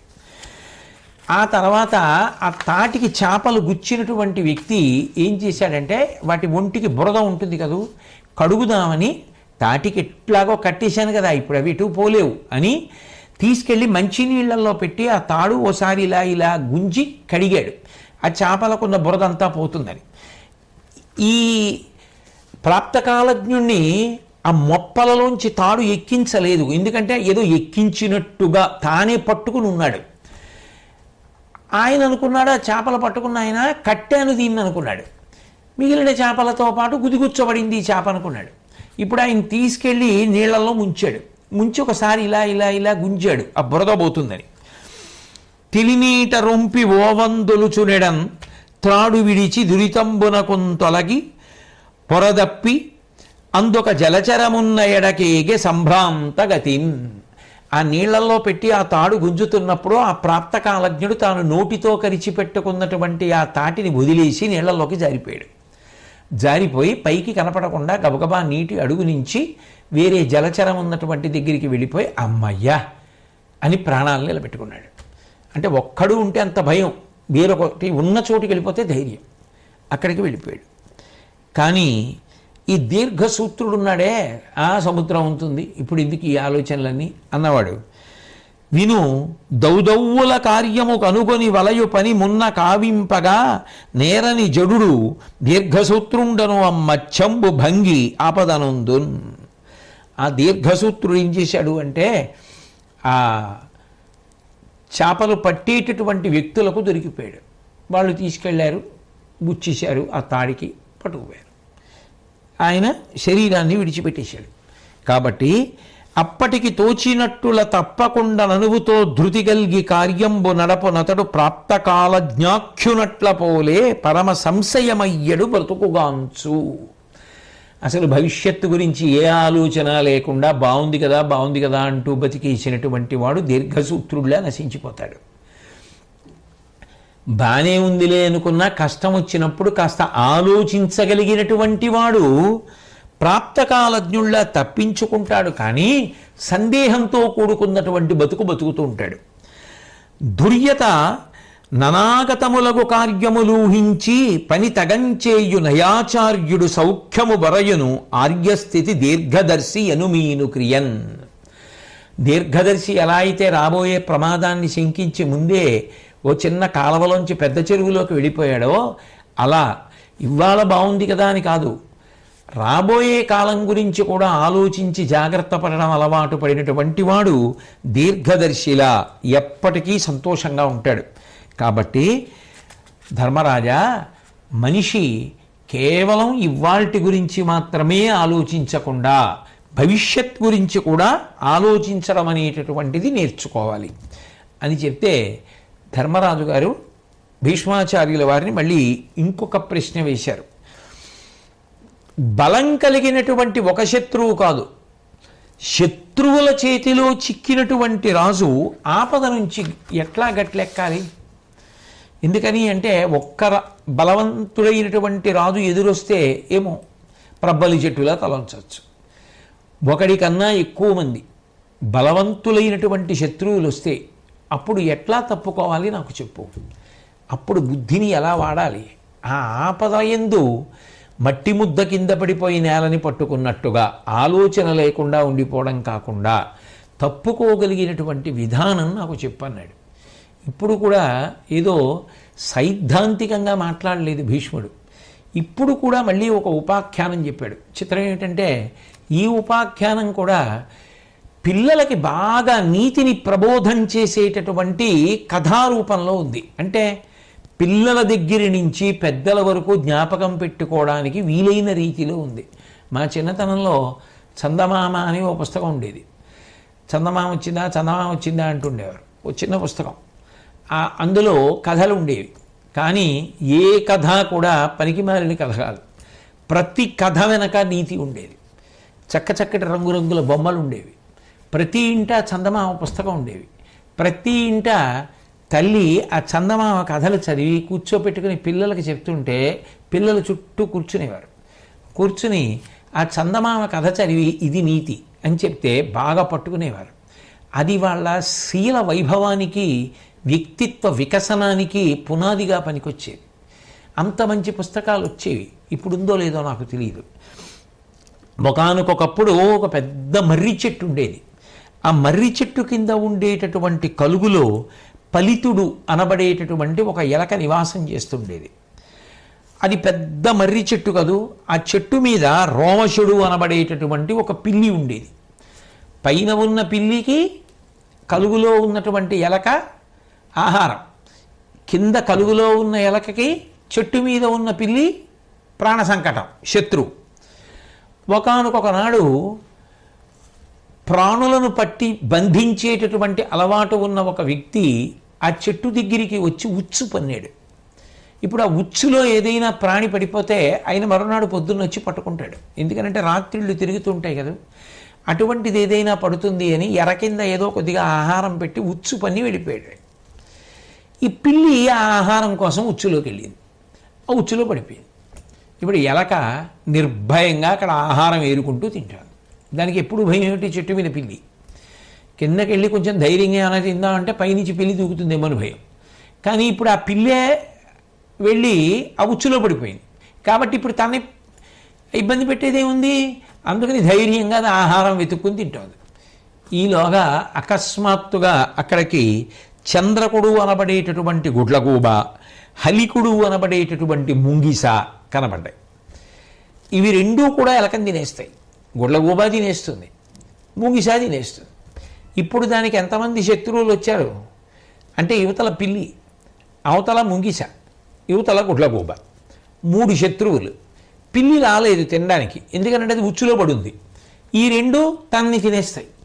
ఇప్పుడు ఆ ఎలక ప్రాణం గడగడగడగడలాడిపోయింది. వెంటనే అది ధైర్యాన్ని తెచ్చుకొని ఇప్పుడు నన్ను నేను రక్షించుకోవాలి అనుకుని ఆ పిల్లి దగ్గరికి ఎలక వెళ్ళి ఇప్పుడు నువ్వు నన్ను ఆదుకో, నిన్ను నేను ఆదుకుంటాను, తర్వాత నేను వచ్చి నీ ఒళ్ళో పడుకుంటాను, ఉచ్చులో ఉన్నావుగా, నువ్వు నన్ను చేసేది ఏమీ లేదు, నీ ఒళ్ళో పడుకుంటాను, నువ్వు గుడ్లగూబని ముంగిసని కూడా చంపేయగలవు, నీ ఒళ్ళో నేనుంటే వాళ్ళిద్దరూ భయపడతారు, వాళ్ళు నా జోలికి రారు, నన్ను చంపరు, వాళ్ళిద్దరు వెళ్ళిపోతారు. ఎందుకంటే ఎంతసేపు కూర్చుంటారు, వాళ్ళకి ఆకలేదు, ఇది పిల్లి ఒళ్ళో కూర్చుంది, దగ్గరికి వెళ్తే పిల్లి మన చంపేస్తుందని చెప్పి ఇదేం విచిత్రం రా, పిల్లి ఎలక స్నేహంగా ఉన్నాయనుకున్నా అది వెళ్ళిపోతుంది. అవి రెండు వెళ్ళిపోయాక నేను నీ ఉచ్చు కొరికేస్తాను, నువ్వు బయటకు వచ్చి బాగుంది కదా, ఇద్దరం బతుకుతాం అంటే పిల్లి సంతోషించి ప్రాణం పోగొట్టుకోవడం ఎందుకని అలాగే వచ్చి ఒళ్ళో కూర్చో, తప్పకుండా కాపాడుతాను. ఈ ఎలక వెళ్ళి పిల్లి ఒళ్ళో కూర్చుంటుంటే ఆ పిల్లి ఎలకతో అంది, అనవుడు పిల్లి ఇట్టులను ఆత్మశరణ్యుడవయ్యే ఇట్టి నీ కనగా హితంబు సేయవలదయ్యా, జగత్పతి సాక్షి కాగా ఈ పనితగ పూనితిన్ వెరపు బాచినను గదియంగరమ్ము, వచ్చిన నకులంబు గూబయును చెరగనీరవు నాకు నోడుటన్. నువ్వు నాకు ఆర్తశరణ్యుడవయ్యావు, ఆర్తిలో ఆపదలో నన్ను రక్షిస్తున్నావు, కాబట్టి ఓ ఎలక నువ్వు బెంగపెట్టుకోకు, వచ్చిన ఒళ్ళో కూర్చో, ఈ గుడ్లగూబ ఈ ముంగిసా కూడా నిన్నేం చెయ్యలేవు, నేను జగత్పతి సాక్షిగా చెప్తున్నాను, ఈశ్వర సాక్షిగా నిన్ను కాపాడుతానన్నాడు. వెళ్ళది ఆ పిల్లి ఒళ్ళో కూర్చుంది. ఎలక ఎంతసేపు చూస్తాయి, గుడ్లగూబ ముంగిసా వెళ్ళిపోయిన తర్వాత ఈ ఎలక దాని ఉచ్చు కొరికేయాలి కదా, పిల్లి పడిన ఉచ్చు గబగబా కొరకడం మానేసి మెల్లగా కొరుకుతోంది. ఓ తాడు కొరకడం, అటు వెళ్ళడం ఇటు వెళ్ళడం, రావడం, అటు చూడడం ఇటు చూడడం, మళ్ళీ ఓ తాడు కొరకడం, ఇట్లా చేస్తోంది.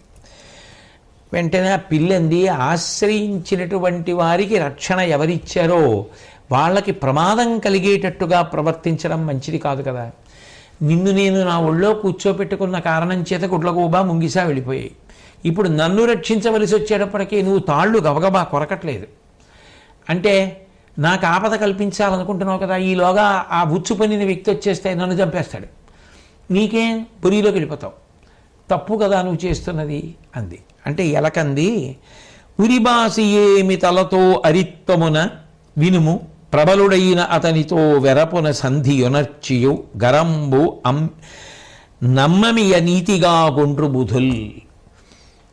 ఓ పిల్లి, నేను చెప్పినటువంటి మాట విను, బలవంతుడైనటువంటి వాడితో పొత్తు పెట్టుకున్నప్పటికీ కూడా అతన్ని విశేషంగా నమ్మేయడం అనేటటువంటిది మంచిది కాదు అని నీతి తెలుసున్నటువంటి పెద్దలు చెప్తారు. నేను నిన్ను అదే పనిగా నమ్మేశాననుకో, నువ్వు నాకు ఉపద్రవాన్ని తీసుకొస్తావు, కాబట్టి ఒక పని చెయ్యి, ఈ ఉచ్చు పన్నినటువంటి వ్యక్తి తెలతెలవారుతూ ఉండగా వస్తాడు, ఆ వచ్చే సమయానికి నేను గబగబా కొరికేస్తాను, అప్పుడు నీకు నా మీద ఉండదు ఆలోచన, నన్ను పట్టుకుందాం అనుకో, ముందు నీ ప్రాణం రక్షించుకోవడానికి గబక్కని చెట్టు మీదకి పోతావు, నువ్వు చెట్టెక్కేయి, నేను కలుగులోకి పోతా, అప్పటి వరకు ఇలాగే కొరుకుతా, ఎందుకంటే నువ్వు ముందు బయటకు వచ్చావు అనుకో, రాత్రంతా ఉపవాసం ఉన్నావు, నేను నీకు చద్దన్నం అయిపోతాను, అందుకని గబగబా కొరకను అంటూ అయిన పిల్లికిట్టులను నెల్క వేగిరపడకు, ఉచితకాల భావ్యమైన యత్న విధి గదా సమగ్ర ఫలత్వంబునందు నుండు తలప కొరకుండు. ఏ సమయానికి ఏది చెయ్యాలో అది కదా చేయవలసింది, నీకు ఆ సమయానికి ఆ ఉపకారం చేసి పెడతా, నువ్వేం బెంగపెట్టుకోకు, చెయ్యననుకోకు, ఆ వ్యక్తి వచ్చేసే సమయానికి గబగబా కొరికేస్తాను, చెట్టెక్కి అప్పటి వరకు ఊరుకో, నేను కొరకను, ఎందుకంటే ఆపద కొరకు బలవంతుడితో స్నేహం చేసిన తర్వాత నమ్మి చటుక్కుని నీతో నేను స్నేహాన్ని కొనసాగించడం సాధ్యం కాదు, కాబట్టి తెలవారడం ప్రారంభమైంది. వేట కుక్కల్ని పట్టుకొని బ్రహ్మాండమైనటువంటి కర్రోటి చేత్తో పట్టుకొని ఏదో యమకింకరుడు వచ్చినట్టుగా ఆ ఉచ్చు పన్నినటువంటి వ్యక్తి వచ్చేస్తున్నాడు. ఇప్పుడు ఆ పిల్లి చూసి హడిలిపోయింది, అయ్యి బాబోయ్ వచ్చేస్తున్నాడు, ఆ కర్రతో ఒక్కటేసాడంటే చచ్చి ఊరుకుంటాను, వేట కుక్కలు కూడా చేతిలో ఉన్నాయి, ఇప్పుడు ఆ వేట కుక్కలు కరిచేస్తాయి, కొరికేయింది. ఒక్క క్షణం ఆలోచించకుండా ఎలక గబగబా ఉచ్చంతా కొరికేసింది. కొరికేయగానే ఇప్పుడు పిల్లికి ఎలక మీద దృష్టి లేదు, ప్రాణాల మీద ఉంది, గబగబా చెట్టెక్కేసింది, ఎలక బొరిలోకి వెళ్ళిపోయి పైకి వచ్చి కొద్దిగా చూస్తోంది ఏమవుతోందని. ఆ ఉచ్చు పన్నిన వ్యక్తి వచ్చాడు, చూశాడు. ఆ ఉచ్చంతా ముక్క ముక్కల కింద కొరికేసి ఉంది. ఏ ప్రాణి దొరకకపోగా ముక్క ముక్కలైపోయినటువంటి ఉచ్చుని చూసి బాధపడ్డాడు. అయ్యో అంతా పోయిందే, ఏదీ దొరకలేదు ఇవాళ అనుకున్నాడు. అనుకున్న తర్వాత ఆ వ్యక్తి బాధపడుతూ వెళ్ళిపోయాడు. అప్పుడు ఆ పిల్లి దిగొచ్చి ఎలక దగ్గరికి వచ్చి, నువ్వు నా ప్రాణాలు కాపాడావు, నువ్వు నాకు ఆప్తమిత్రుడివి, కాబట్టి మన ఇద్దరం కలిసి ఉందాం, నేను అనుభవించే సుఖాలు నువ్వు అనుభవించు, ఇంకా నువ్వు బురిలో దాక్కోవడం, నేను చెట్టు మీద ఉండడం ఏమిటి, ఇక మన ఇద్దరి మధ్య శత్రుత్వం వద్దు అంది. అంటే ఎలక పిల్లిని ఉద్దేశించి అంది, విను, నీ కామిషమేను, నీ ఎడకడున్ విశ్వాసముంబూని చేరిన నీ చిత్తమొకప్పుడు ఉద్గత వికారీభూతమై దుర్వినోదన హింసారుచినుందు నీ సుత సుహృద్బంధు వ్రజంబేని మున్నను కన్నన్ వహీంపదు ఆత్మకరుణన్ మన్నింపు. ఇట్లుండేదన్. ఓ పిల్లి, ఏమనుకోకు, ఇవ్వాలంటే ప్రేమతో రమ్మంటున్నావు, నేను నీకు ఆహారం కాబట్టి ఏదో ఒక రోజున నీకు ఆకలేస్తుంది, అప్పుడు నాతో మిత్రుడిగా ఉండవు, నన్ను ఆహారంగా చూస్తావు, అప్పుడు నాకు ప్రమాదం వస్తుంది. ఒకవేళ నువ్వు నాతో ప్రేమగా ఉన్నా, నీ బంధువులు ఉన్నారు, నీ కుటుంబం ఉంది, నీ స్నేహితులు ఉన్నారు, వాళ్ళందరూ పిల్లులు, వాళ్ళకి నా మీద ప్రేమ ఉంటుందా? వాళ్ళు ఏదో ఓ రోజున నీతో నేను తిరుగుతుంటే నువ్వు లేనప్పుడు నన్ను నోటకరుచుకుపోతారు. కాబట్టి నీతో నేను స్నేహం చేయకూడదు. అది అప్పటికి అవసరమైంది. బలవంతుడితో స్నేహం ఇంకో ఇద్దరు బలవంతులుండి తప్పుకోవడానికి అవసరమైంది అక్కడ వరకు. మళ్ళీ ఎప్పుడైనా ఉపకారం చేయవలసి వస్తే తప్పకుండా ఒకరికొకరం చేసుకుందాం, అంతేకాని ఇక ఈ తర్వాత కూడా బలవంతుడితో స్నేహంగా ఉండడం అనేటటువంటిది మంచి పద్ధతి కాదు. కాబట్టి నువ్వు అట్లా ఉండు, నేను ఇట్లా ఉంటాను అంది. బలవంతుడైన శత్రుని వలన ప్రయోజనము కలిగి వలను కలిమితా కలిసియు అది కడచగా తొలగవలయు నిమ్మినేని తుది కీడొలయున్. బలవంతుడితో స్నేహం చేసి ప్రమాదం నుంచి తప్పుకున్నా ఆ ప్రమాదము తప్పుకోవడం అనేటటువంటిది పూర్తయిపోగానే ఇక ఆ బలవంతుడితో ఉన్నటువంటి స్నేహాన్ని వదిలిపెట్టేయాలి, లేకపోతే అది తర్వాత ప్రమాదానికి పెడుతుంది సుమా అని ధర్మరాజు గారు ఈ ఉపాఖ్యానం ద్వారా ఇక మరిచిపోవడానికి వీలు లేని రీతిలో ధర్మరాజు గారికి బోధ చేసి శరణాగత రక్షణం అనేటటువంటిది రాజులకు ఎంత అవసరమో, వచ్చినటువంటి వారిని ఎంత జాగ్రత్తగా ఆదరించాలో లోకప్రసిద్ధమైనటువంటి పావురం కథ ద్వారా నిరూపించి చెప్పాడు. చెప్పి ఇంద్రియ నిగ్రహం గురించి మాట్లాడుతున్నారు. దమము నిశ్రేయసము, పుణ్యతమము, ధర్మసారము, అది విలిగా ధర్మ సంచయంబు సిద్ధి పొందునే దమముతో బుద్ధి పొందు కనిన పొందని యున్నతుల్ కలవయధిప. ఇంద్రియములను నిగ్రహించడం అనేటటువంటిది మనుష్యుడు సాధనాక్రమంలో చేయవలసినటువంటి పని. ఇంద్రియములను విచ్చలవిడిగా వదిలిపెట్టకూడదు, నియంత్రించాలి. కంటితో చూడకూడనివి చూడకుండా తనంత తాను నియంత్రించుకోవాలి. చెవితో వినకూడనివి వినకుండా తనంత తాను నియంత్రించుకోవాలి. ఆ నియంత్రణ చేత కాకపోతే ఇంద్రియములు గుర్రములై స్వైరవిహారం చేసి జీవుణ్ణి నాశనం చేసేస్తాయి.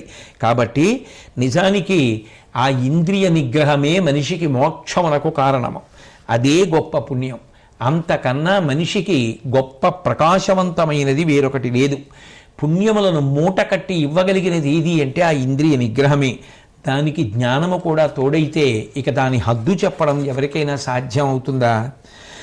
దమముంగడచిన సద్ధర్మము లేదని విందు ఆశ్రమములన్నిటికి దమవంతుడు కామము, క్రోధము, లోభము, మత్సరంబు, దర్పము గెల్చున్.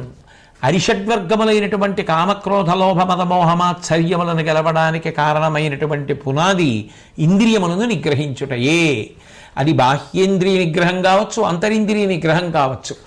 మనసు పరిశుద్ధమైపోయిందనుకోండి, కంటితో ఏది చూసినా మనిషి పాడయ్యేది ఉండదు. మనసు అంత పవిత్రమ కాలేదని అనుకున్నాడు అనుకోండి, బాహ్యేంద్రియములను నిగ్రహించడం ద్వారా పవిత్రంగా ఉండగలిగాడు అనుకోండి, అప్పుడైనా ఉద్ధరణే. కాబట్టి ఏది ఏమైనప్పటికీ ఇంద్రియములను నిగ్రహించగలగాలి, అందుకు సాధన చెయ్యాలి. ఇంద్రియాణి బలిష్టాని నియుక్తాని మానద అపక్వస్య ప్రకుర్వంతి వికారాం స్థాననీకశ అంటారు. దేవి భాగవతంలో వ్యాసుల వారు. ఇంద్రియములను గెలవడం చాలా కష్టం. ఇంద్రియములను గెలవకపోతే అవి కాట్లు వేసి చంపేస్తాయి. లోకములన్నీయున్ గెలిచినాడవు ఇంద్రియానీకము చిత్తమున్ గెలువనేరవు నిన్ను నిబద్ధు చేయు భీషణ శత్రురార్వుర ప్రభిన్నుల చేసిన ప్రాణికోటిలో నీకు విరోధిలో లేడొకడు నిర్పున చూడుము ధనవీశ్వర అంటాడు ప్రహ్లాదుడు హిరణ్యకశిపుడితో. ఆ ఇంద్రియములను గెలవగలిగినటువంటి వాడికి అసలు ఏ ఇబ్బంది లేదు. వాడు సమస్త ధర్మములను పరిపాలించగలిగినటువంటి స్థితిని పొందుతాడు. కాబట్టి అది చాలా గొప్పది సుమా. శీలంబు మైత్రి కరుణ అలోలుప భావము తితిక్షాలోనగు మునిలోకాలంబనీయ సద్గుణజాలంబు దమంబు రూప సంపద యధిపా. లోకంలో ఎవరైతే ఇంద్రియ నిగ్రహాన్ని పాటిస్తారో వాళ్ళందరికీ కూడా మంచి నడవడి ఉంటుంది, మంచి ప్రవర్తన ఉంటుంది. వాళ్ళు మంచి స్నేహశీలురవుతారు, వాళ్ళకి దయ కలిగిన వాళ్ళు కరుణారస హృదయులవుతారు, అత్యాశ లేని వారు అవుతారు, వారికి మంచి ఓర్పు ఉంటుంది. అన్ని సుగుణములకు ఊతమేది ఎక్కడ నుంచి అన్నీ వస్తూ ఉంటాయి అంటే దమము నుండే, ఇంద్రియ నిగ్రహము నుండే. కాబట్టి ఆ ఇంద్రియములను నిగ్రహించడం అనేటటువంటిది ప్రయత్నపూర్వకంగా మనిషి నేర్చుకోవాలి. అట్లాగే సత్యము అనబడేటటువంటిది సమస్తమైన సుగుణములకు ఆలవాలము. సమతయు దమము తితిక్షయు అమత్సరము హ్రీయు ధృతియు అనసూయార్ఘ్యత్వములు అహింస దాన క్షమ యజన సూనృతములు సత్యము మూర్తుల్. సత్యము యొక్క అనేక రూపములు ఏమిటో తెలుసా ధర్మరాజా? ఒక్క సత్యాన్ని పట్టుకున్న వాడికి అనేక రూపాలతో ఆ సత్యం అనుగ్రహిస్తూ ఉంటుంది. అవే అన్ని ప్రాణుల పట్ల సమభావం, అన్నిటిలో ఉన్నది ఆత్మయే. తనయందు సకల భూతములందు ఒక భంగి పరహితత్వంబున బరగువాడు అంటారు ప్రహ్లాదుడి గురించి మాట్లాడుతూ. సమహితత్వంబున బరగువాడు, అన్నిటి యందు ఉన్నది ఆత్మయే, ఆ భగవానుడే, అన్ని ప్రాణులు ఒకటే అనేటటువంటి భావనతో ఉండగలగడం వస్తుంది. అది సత్యము యొక్క రూపమే. అట్లాగే ఇంద్రియ నిగ్రహము, ఉత్తమ గుణమైనటువంటి ఓర్పు పట్టడం అంత తేలిక విషయం కాదు కదా. ఇతరుల మీద పగపట్టకుండా ఉండగలగడం, నేనెంతటి వాణ్ణి, ఏం గొప్పవాణ్ణి, నేనేమిచ్చానని అని ఏ పని చేసినా నేనెంతటి వాణ్ణి అని సిగ్గుపడడం, ఆరోగ్యకరమైన క్షేమకరమైన సిగ్గు అలవాటవుతుంది. ధృతి పట్టుదలతో ధైర్యంగా నిలబడగలగడం, ఇతరుల యొక్క అభ్యున్నతిని చూసి తాను మనసులో బాధపడిపోయేటటువంటి ఈర్ష్యా లక్షణాన్ని పోగొట్టుకోవడం, సకల ప్రాణులకు మేలు చెయ్యాలి, ఉపకారం చెయ్యాలి, శుభం చెయ్యాలనేటటువంటి మంచి భావన కలిగి ఉండడం, హింస ఇతర ప్రాణులను బాధ పెట్టి తాను సుఖపడేటటువంటి లక్షణం లేకుండా ఉండడం, యజ్ఞయాగాదులు చేసి ధర్మచక్రం తిరగడానికి తాను కారణం కావడం, తనకున్నదాన్ని దానం చేసి పుణ్యాన్ని మూటకట్టుకోవడం. ఎందుకని అంటే ఇక్కడున్నది ఇక్కడితో సరి, ఇక్కడున్నది వేరొకడికి దానం చేశారనుకోండి పుణ్యంగా మారి నాతో వస్తుంది. కాబట్టి దానము చేసేటటువంటి లక్షణం, ఎదురు చూడగలిగినటువంటి లక్షణం. ఇవాళ ఏదో పుణ్యం చేసి నాకేం కలిసి వచ్చిందండి అనకుండా ఎదురు చూసి శాస్త్రమునందు నమ్మకంతో ఊర్మి పట్టగలగడం, రుజుత్వం, శాస్త్రమును నమ్మి ప్రవర్తించగలిగినటువంటి నిజాయితీ లక్షణములు, ఇవన్నీ కూడా సత్యము యొక్క రూపములే. ధర్మరాజా, కుదురు సమస్త ధర్మములకున్ విను సత్యము, యోగ మోక్ష సత్పదములు సత్య కార్యములు, పాపమసత్యము కంటే నుండు లేదు, తలప అశ్వమేధములు 900 విండి 100 యొదవిన నీడు కావు, భరతోత్తమ సత్యముతోడ నారాయణ్. భీష్మాచార్యుల వారు చిట్ట చివరి తీర్పు కింద చెప్పేస్తున్నారు. అసలు అన్ని ధర్మములకు మూలము ఎక్కడ ఉన్నది? సత్యమునందే ఉన్నది. యోగము కానీ మోక్షము కానీ దేని వలన సాధ్యమవుతాయి? సత్యవాక్ పరిపాలనము చేతనే. మనిషి అబద్ధం ఆడకుండా నిజం చెప్పడం అలవాటు చేసుకుంటే, అసత్యమాడడం కన్నా పాపం ఇంకొకటి లేదు. సత్యము పలకడం అలవాటైనటువంటి వాడు 100 అశ్వమేధయాగములు చేసినటువంటి ఫలితాన్ని పొందుతూ ఉంటాడు. కాబట్టి ఓ భరతోత్తమ, సత్యముతోడ నారాయణ్, ఎంత గొప్పవి కూడా సత్యముతో సమానమైనవి మాత్రము కావు అని చెప్పి ప్రతి వారికి అత్యంత అవసరమైనటువంటి అత్యంత ప్రయోజనకరమైనటువంటి సాధనలో ఎవరికి వారు పరిశీలించుకోవడానికి కావలసిన పరమాద్భుతమైనటువంటి పెరుగన్న ముద్దలాంటి విషయాన్ని భీష్ముడు అందిస్తున్నాడు.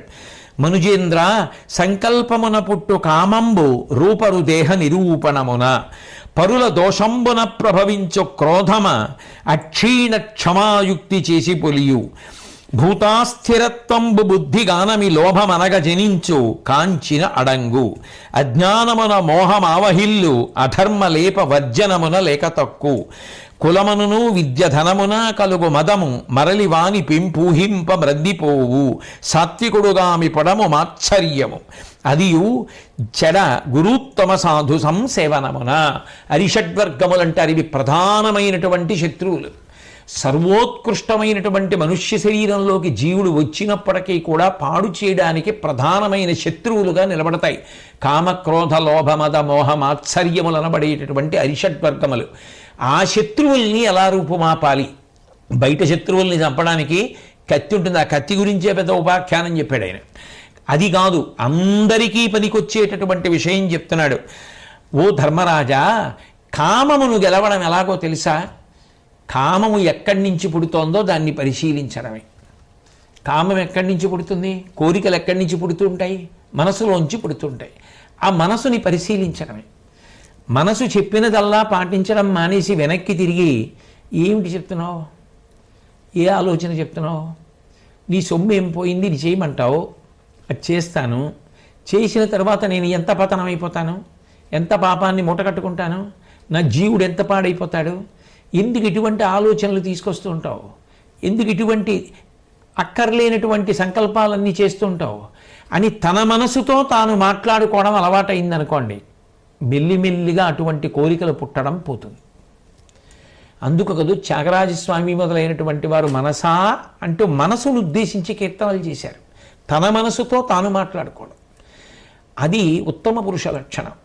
తన మనసుతో తాను మాట్లాడుకోవడం అలవాటైందనుకోండి, వెంటనే ఎక్కడ దుర్మార్గపు కోరికలు పుట్టాయో అక్కడే అణిగిపోతాయి, ఇక పుట్టవు. కాబట్టి అటువంటి సాధన చేత కామము పోతుంది, గొప్ప ఓర్పు చేత క్రోధము పోతుంది. కోపం వస్తుంది, కానీ ఓర్పు పట్టడానికి ప్రాతిపదిక ఉండాలి కదా. ఏమిటి ఆ ప్రాతిపదిక? అవతలవాడు తప్పు చేస్తున్నాడని కోప్పడాలనుకుంటున్నావు, నువ్వు తప్పు చేయలేదా? ఎప్పుడు ఏ తప్పు చేయలేదా? నువ్వు తప్పు చేసినప్పుడు నిన్ను మందలించడం కన్నా అనునయిస్తే సంతోషిస్తే వాళ్ళ పట్ల కూడా అనునయించి తప్పు చేయకుండా చూడు తప్ప వాళ్ళ మీద కోప్పడ్డానికి నాకు అధికారం ఏముంది? నా చేతులకే బురద అంటుకుంటే నేను ఇంకో వస్తువు బురద ఎలా కడుగుతాను? కాబట్టి ఓర్పు పట్టడం ఒకటి, నేను ఇంతకుముందు దోషం చేసిన వాడినే కాబట్టి. రెండు, ప్రేమ చేత అవతల వారి యొక్క దోషాన్ని శాశ్వతంగా తీయచ్చు. క్రోధంతో ఏదో అప్పటికి లొంగుతారేమో కానీ అది శాశ్వతమైన మార్పులాలు. కానీ ప్రేమ చేత ఎటువంటి వారి మనసు గెలవచ్చు. కాబట్టి ఓర్పు చేత క్రోధాన్ని గెలవచ్చు. ఇక లోభము, లోభం అంటే దాచుకుందాం దాచుకుందాం దాచుకుందాం. తల్లి గర్భము నుండి ధనము తాడెవ్వడు వెళ్ళిపోయడినాడు వెంటరాదు, లక్షాధికారైన లవణమన్నమె కాని మెరుగు బంగారంబు మింగబోడు, విత్తమార్జన చేసి విర్రవీగుటె కాని కూడపెట్టిన సొమ్ము కుడువలేడు. ఆఖరికి ఏదో బోరెడంత డబ్బు సంపాదించి ఏం అంటే ఘనముగా విత్తమార్జన చేసి కూడపెట్టుట తప్ప కుడువలేడు. తుదకు దొంగలకిత్తురో దొరలకౌను, తేనెజుంటీగలియ్యవా తెరువరులకు, భూషణ వికాస శ్రీధర్మపుర నివాస దుష్ట సంహార నరసింహ దురిత దూర. దాచుకుందామన్న ధోరణి దేనివల్ల పోతుందంటున్నాడంటే భీష్ముడు, ఈ దేని కొరకు దాస్తావు? నా కొరకు. నా కొరకు అంటే ఏంటి? శరీరం కోసం. మరి తాతగారు ఏమైపోయారు? నాన్నగారు ఏమైపోయారు? పెద్ద నాన్నగారు లేరి, పినతండ్రులేరి, వాళ్ళందరూ చేతకాక వెళ్ళిపోయారా? శరీరములు ఉండవు కదా. మళ్ళీ మనిషిగా పుట్టాలనుకుంటున్నావా? మళ్ళీ సంతోషంగా బ్రతకాలనుకుంటున్నావా? దేన్ని అడ్డుపెట్టి ఈశ్వరుడు నీకు సుఖాన్ని ఇస్తాడు? పుణ్యం చేస్తే కదా. ఈ చేత్తో ఇలా పెడితే కదా నీ వెంట వచ్చేది. ఈ పెట్టకుండా ఇలా దాచింది నీ వెంట రాదు కదా. అదంతా ఇక్కడ ఉండిపోయేదే. జీవుడు పేదవాడై వెళ్ళిపోతాడు. శరీరము యొక్క అశాశ్వతత్వాన్ని ఆలోచిస్తుంటే లోభగుణం పోతుంది. కాబట్టి అట్లా చేయాలి ధర్మరాజా. అజ్ఞానము చేత మోహం ఏర్పడుతుంది, అవివేకం ఏర్పడి తాదాత్మ్యత కలిగి ఎంతసేపు కూడా కేవలము సుఖములను మాత్రమే అనుభవించాలి అని ధర్మాన్ని విడిచిపెట్టాలనిపిస్తుంది అజ్ఞానం వల్ల. కానీ ఎప్పుడైతే మనిషి ధర్మమును ప్రయత్నపూర్వకంగా ఆచరించడం మొదలుపెట్టాడో అజ్ఞానం అనేటటువంటి పొర తనంత తానుగా ఊడిపోతుంది. దానికి ధర్మాచరణము చెయ్యడమే విధి. కులమునను విద్య ధనమున కలుగు మదము మరళివాని పెంపు హింప మ్రద్దిపోవు. గర్వం దేనికి? నేను ఇదిగో ఫలానా వంశంలో పుట్టాను, ఫలానా వారి కడుపున పుట్టాను, నా దగ్గర ఇంత డబ్బు ఉంది, ఇవన్నీ శాశ్వతమా? నువ్వు కావాలని ఏదో నీ గొప్పతనంతో పుట్టావా? పరమేశ్వరుడు అక్కడ పుట్టే అదృష్టం ఇచ్చాడు, అటువంటి తల్లిదండ్రుల కడుపున పుట్టావు, దానికి తగినట్టు బ్రతకడం నీ గొప్ప. అంతేగాని వాళ్ళ పిల్లాన్ని ఇక్కడ పుట్టాను అక్కడ పుట్టాను అని ఎన్నాళ్ళు చలామణి అయిపోతావు. అది కాదు నీ కీర్తి. నువ్వేం చేసావు సమాజానికి అది చెప్పు, దాని వలన కీర్తి సంపాదించుకుని బ్రతుకు. అంతేకాని ఎప్పుడు ఏదో కారణం చెప్పుకొని గర్వంతో బ్రతుకుదామంటే ఎలా? కాబట్టి వద్దు. చదువు దేనికి రావాలి అంటే ఇంకా ఎంతుందో నేను చదవవలసింది. కాస్త 4 పుస్తకాలు చదివిన వాడిని గ్రంథాలయానికి తీసుకెడితే అక్కడ ఉన్న 1000 పుస్తకాల్లో ఎన్ని చదివావంటే అది ఎక్కువ తెలిపోతుంది అక్కడతోటి. చదువు దేనికి పనికి రావాలి? నాకు చాలా నేను చదువుకొని ఉన్నాయని తెలుసుకోవడానికి పనికి రావాలి, వినయానికి పనికి రావాలి. ధనం దేనికి పనికి రావాలి? సంపాదించడానికి ఈ ప్రయత్నం చేస్తే డబ్బు వస్తుందంటే లోకంలో చాలామందికి రావాలి. నాకు వచ్చిందంటే అనుగ్రహించిన వాడు ఒకడు ఉన్నాడు, అనుగ్రహం నిలబెట్టుకోవడానికి నేను దానం చేయాలి. కాబట్టి లేనివాడి రూపంలో మళ్ళీ పరమేశ్వరుడే వచ్చి నా దగ్గర తీసుకుని అనుగ్రహిస్తున్నాడు, లేకపోతే ఇక్కడ ఉన్నా నేనేం చేస్తాను? గర్వం పోవడానికి ఈ విషయాల్ని పరిశీలిస్తూ ఉండాలి.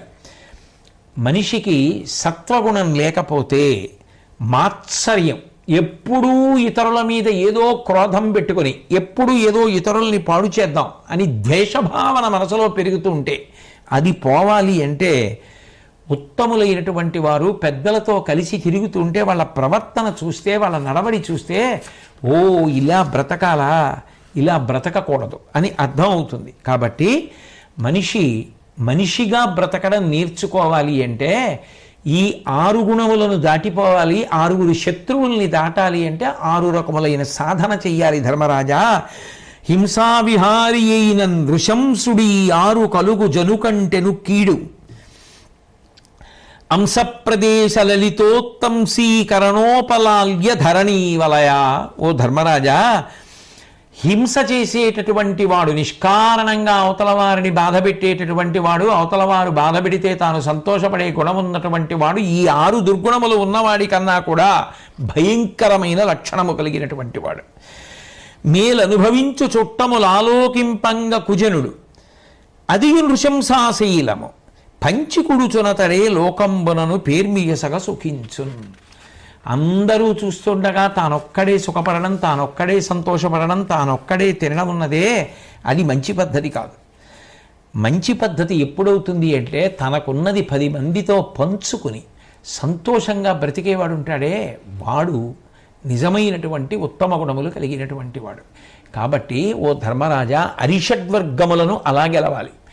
హింస అనేటటువంటి గుణం ఏ కారణం చేత కూడా రాకూడదు. ఇక అన్నిటికన్నా అత్యంత ప్రధానమైన విషయం చెప్తాను, ఇది బాగా గుర్తుపెట్టుకో ధర్మరాజా అంటూ భీష్ముడు చెప్తున్నాడు. కృతజ్ఞత మనిషికి ఉండకూడదు.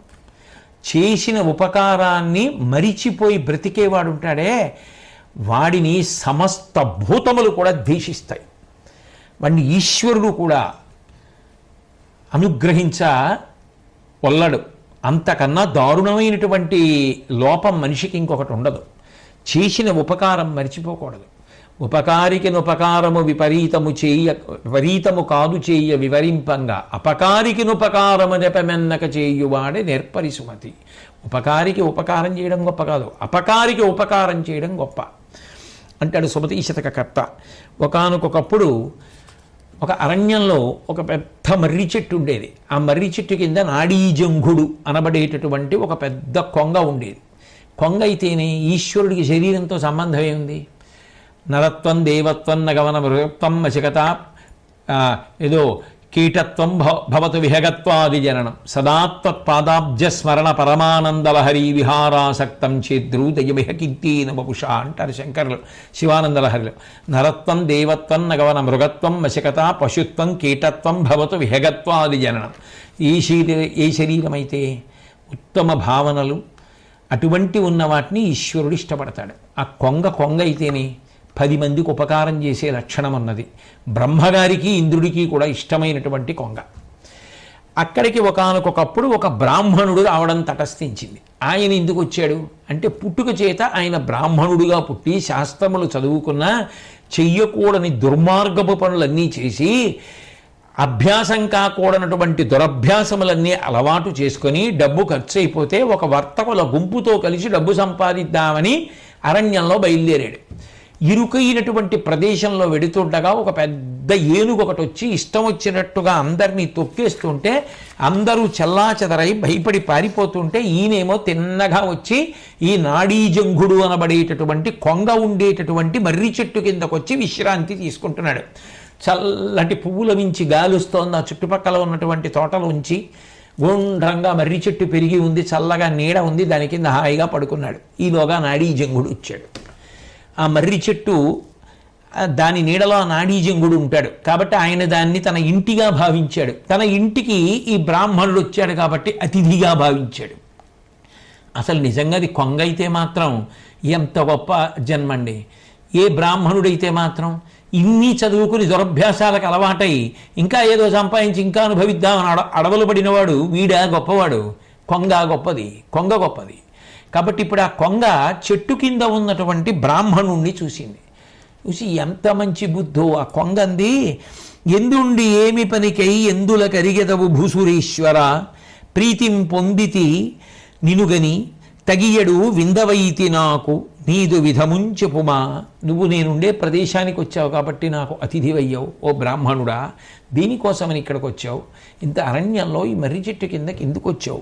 నా అతిథివి, బెంగ పెట్టుకోకుండా చెప్పు అంటే తన యొక్క జీవన విధానం ఆ కథ అంతా చెప్పి ఏనుగు వస్తే పారిపోయి వచ్చాను, ఇదిగో ఇక్కడ పడుకున్నానని చెప్పాడు.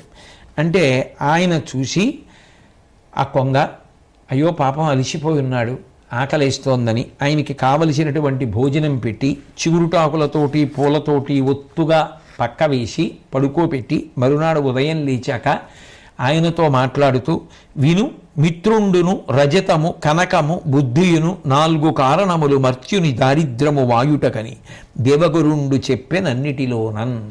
మనిషి దరిద్రం పోవాలి అంటే 4 ఉండాలి. 1 మంచి స్నేహితుడు ఉండాలి, ఆయన ఉద్ధరిస్తాడు. వెండి ఉండాలి, పోతుంది. బంగారం ఉండాలి, పోతుంది. మంచి బుద్ధి ఉండాలి, పోతుంది. ఇప్పుడు నేను నీకు మంచి మిత్రుడిని దొరికాను, నువ్వేమీ బెంగ పెట్టుకోకు. ఇక్కడ ఈ పక్కదారిలో విడితే కొద్ది దూరంలో రాక్షసరాజు ఉన్నాడు, ఆయన పేరు విరూపాక్షుడు, నాకు స్నేహితుడు. నేను చెప్పాను అని చెప్పి ఆయన దగ్గరికి వెళ్ళు, ఆయన నిన్ను ఆదరిస్తాడు, నీ దారిద్ర్యం అంతా పోతుంది, ఏం బెంగ పెట్టుకోకని పంపించాడు. ఆ విరూపాక్షుడి దగ్గరికి వెళ్ళాడు ఈ బ్రాహ్మణుడు. వెడితే ఆయన చూసి వీడిని చూస్తే ఏదో అనుమానంగా ఉంది, వీడి నడవడి కానీ వీడి మాట తీరు కానీ సరిగ్గా లేవు, నా మిత్రుడైనటువంటి నాడీజంఘుడికి ఏమీ ప్రమాణం తేడు కదా అనుకుని అయినా నా మిత్రుడు పంపించాడు కదా అని ఆ రోజున బంగారు కంచాలలో ఆయన అందరికీ సమారాధన చేస్తున్నాడు. ఈయనకి కూడా భోజనం పెట్టి మొయ్యలేనంత బంగారము ధనము, ఆఖరికి ఈయనకి భోజనం పెట్టిన బంగారు కంచం కూడా ఈ బ్రాహ్మణుడికి ఇచ్చి పంపించేస్తే అవన్నీ పట్టుకుని మొయ్యలేక ఒళ్ళు నిప్పెడుతూ చీకటి పడే వేళటికి ఆ మర్రి చెట్టు దగ్గరికి మళ్ళీ వచ్చాడు. పాపం ఆ నాడీజంగుడు ఎదురొచ్చి పోన్లే నీ దరిద్రం తీరిపోయిందా, కావలసినంత నీకు ఐశ్వర్యం ఇచ్చాడు కదా, హాయిగా పడుకో, ఇవాళ రాత్రికి ఇద్దరం పడుకుందాం, రేపు పొద్దున్న లేచి మళ్ళీ ఒళ్ళు నొప్పులు తగ్గుతాయి, ఈ డబ్బు అవి అన్నీ పట్టుకుని మీ ఊరెడుదుగానివి అన్నాడు. ఇద్దరూ పడుకొని నిద్రపోతున్నారు. ఓ రాత్రి వేళ ఈ బ్రాహ్మణుడు లేచాడు. రేపు నేను మళ్ళీ ఇంత పెద్ద ధనం మూట పట్టుకుని వెళ్ళాలి, బడలిపోయి ఉంటాను, ఆకలిస్తుంది, అప్పుడు అరణ్యంలో నాకు ఆహారం ఏం దొరుకుతుంది? ఈ కొంగ బాగా బలిసి ఉంది, దీన్ని చంపేసి ఇప్పుడు ఈ మాంసం మూట కట్టుకుని వెళ్ళిపోతే రేపు ఆకలి వేసినప్పుడు ఎక్కడ అగ్నిహోత్రం రగల్చుకుని ఆ మాంసం తినచ్చు అని ఆ నిద్రపోతున్నటువంటి కొంగని ఈ బ్రాహ్మణుడు ఒక పెద్ద కర్ర పెట్టి కొట్టి చంపేసి దాని ఈకలు పీకేసి ప్రేగులు తీసేసి ఆ మాంసం మూట కట్టుకుని దగ్గర పెట్టుకున్నాడు. తెల్లవారేటప్పటికి అది దుర్వాసన వచ్చింది. ఎవరైనా వాసన కనిపెడతారేమో, ఎవరైనా వస్తారేమో, పాపం నాడీజంగుడు మంచివాడు చంపేశాడంటారని చెప్పి గబగబా ధనం మూట పట్టుకుని ఏదో కీడు శంకిస్తూ ఉండగా మనసులో బయలుదేరి వెళ్ళిపోతున్నాడు. ఈలోగా ప్రతిరోజు ప్రొద్దున్నే వచ్చి కనపడేవాడు నా స్నేహితుడు నాడీజంగుడు రాలేదేమని బెంగపెట్టుకున్నటువంటి విరూపాక్షుడు భటుల్ని పిలిచి వెళ్ళి చూసి రండి అన్నాడు. ఆ భటులు బయలుదేరి వచ్చారు. వచ్చేటప్పటికీ ఆ కొంగ యొక్క డొక్క కనపడింది. దాన్ని బట్టి వాళ్ళు గుర్తుపట్టారు, ఇది నాడీజంగుడి శరీరం, ఎవరో చంపేశారని. బహుశా ఆ బ్రాహ్మణుడే చంపి ఉంటాడని గబగబా వెళ్ళి చూస్తే ఈయనే ఆ మాంసం మూట కట్టుకుపోతున్నాడు. ఆయన్ని తీసుకొచ్చారు, ఆ బ్రాహ్మణుణ్ణి తీసుకొచ్చారు ఆ విరూపాక్షుడి దగ్గరికి. పరిమీబారి వానిని గని పట్టి పడింబెడిగేలు గట్టి తెచ్చి అసురభర్త చూచి ఇటు సేరగ తేవలది కృతఘ్నునిన్ బొరిగొనివే తినుండనిన పోకడమాలిన వారమయ్యా ఈ దురిత శరీరమున్ తినగ దోషము మాకని వరలొల్లమిన్. వెంటనే ఆ విరూపాక్షుడు అన్నాడు, వీడు నీచుడు, కృతఘ్నుడు, చేసిన ఉపకారం మరిచిపోయినవాడు. పాపం అమాయకంగా ఆ నాడీజంగుడు ఉపకారం కోసం నా దగ్గరికి పంపించాడు, అంత ధనం ఇచ్చాను, ఎవరి వలన వాడికి ఐశ్వర్యం వచ్చిందో వాడిని చంపేశాడు రాత్రి. ఇటువంటి కృతజ్ఞుడి ముఖం కూడా చూడకూడదు, మీరు తినేసేయండి అని వీడిని అన్నాడు ఆ విరూపాక్షుడు రాక్షసులతోటి. వాళ్ళన్నారు, మేము మాత్రం నీతి లేని వాళ్ళమా? కృతజ్ఞుడి యొక్క మాంసం మేమెలా తింటాం? చిచ్చి, ఇలాంటి దౌర్భాగ్యుడి మాంసం మేము తినాం, మాకొద్దు. చేసిన ఉపకారం మరిచిపోయినవాడు వీడు, మాకొద్దన్నారు. ఆయన అన్నాడు, వీడికి ఒళ్ళంతా కండలు తెగేటట్టుగా కోసి నెత్తురు కారుతుండగా కుక్కలకు మారైంది, కుక్కలు పీకేస్తాయి వీడిని అన్నాడు. అలాగే చేసి బాగా ఆకలితో డొక్కలు అల్లార్చుకుపోయినటువంటి కుక్కల మంద దగ్గరికి తీసుకెళ్ళి ఇతన్ని పారేశారు ఈ బ్రాహ్మణుణ్ణి. వెడగోతల నిత్తురులక బడద్రోచిన వచ్చి కుక్క పదుపు వెనకకు జడిసె కబళింప నొల్లక కడుపులు నకనక పడంగా కౌరవ ముఖ్య. ఆ కుక్కలన్నీ కూడా ఆకలితో నకనకలాడిపోతున్నవి గబగబా వచ్చి బ్రాహ్మణుడి మీద పడ్డాయి.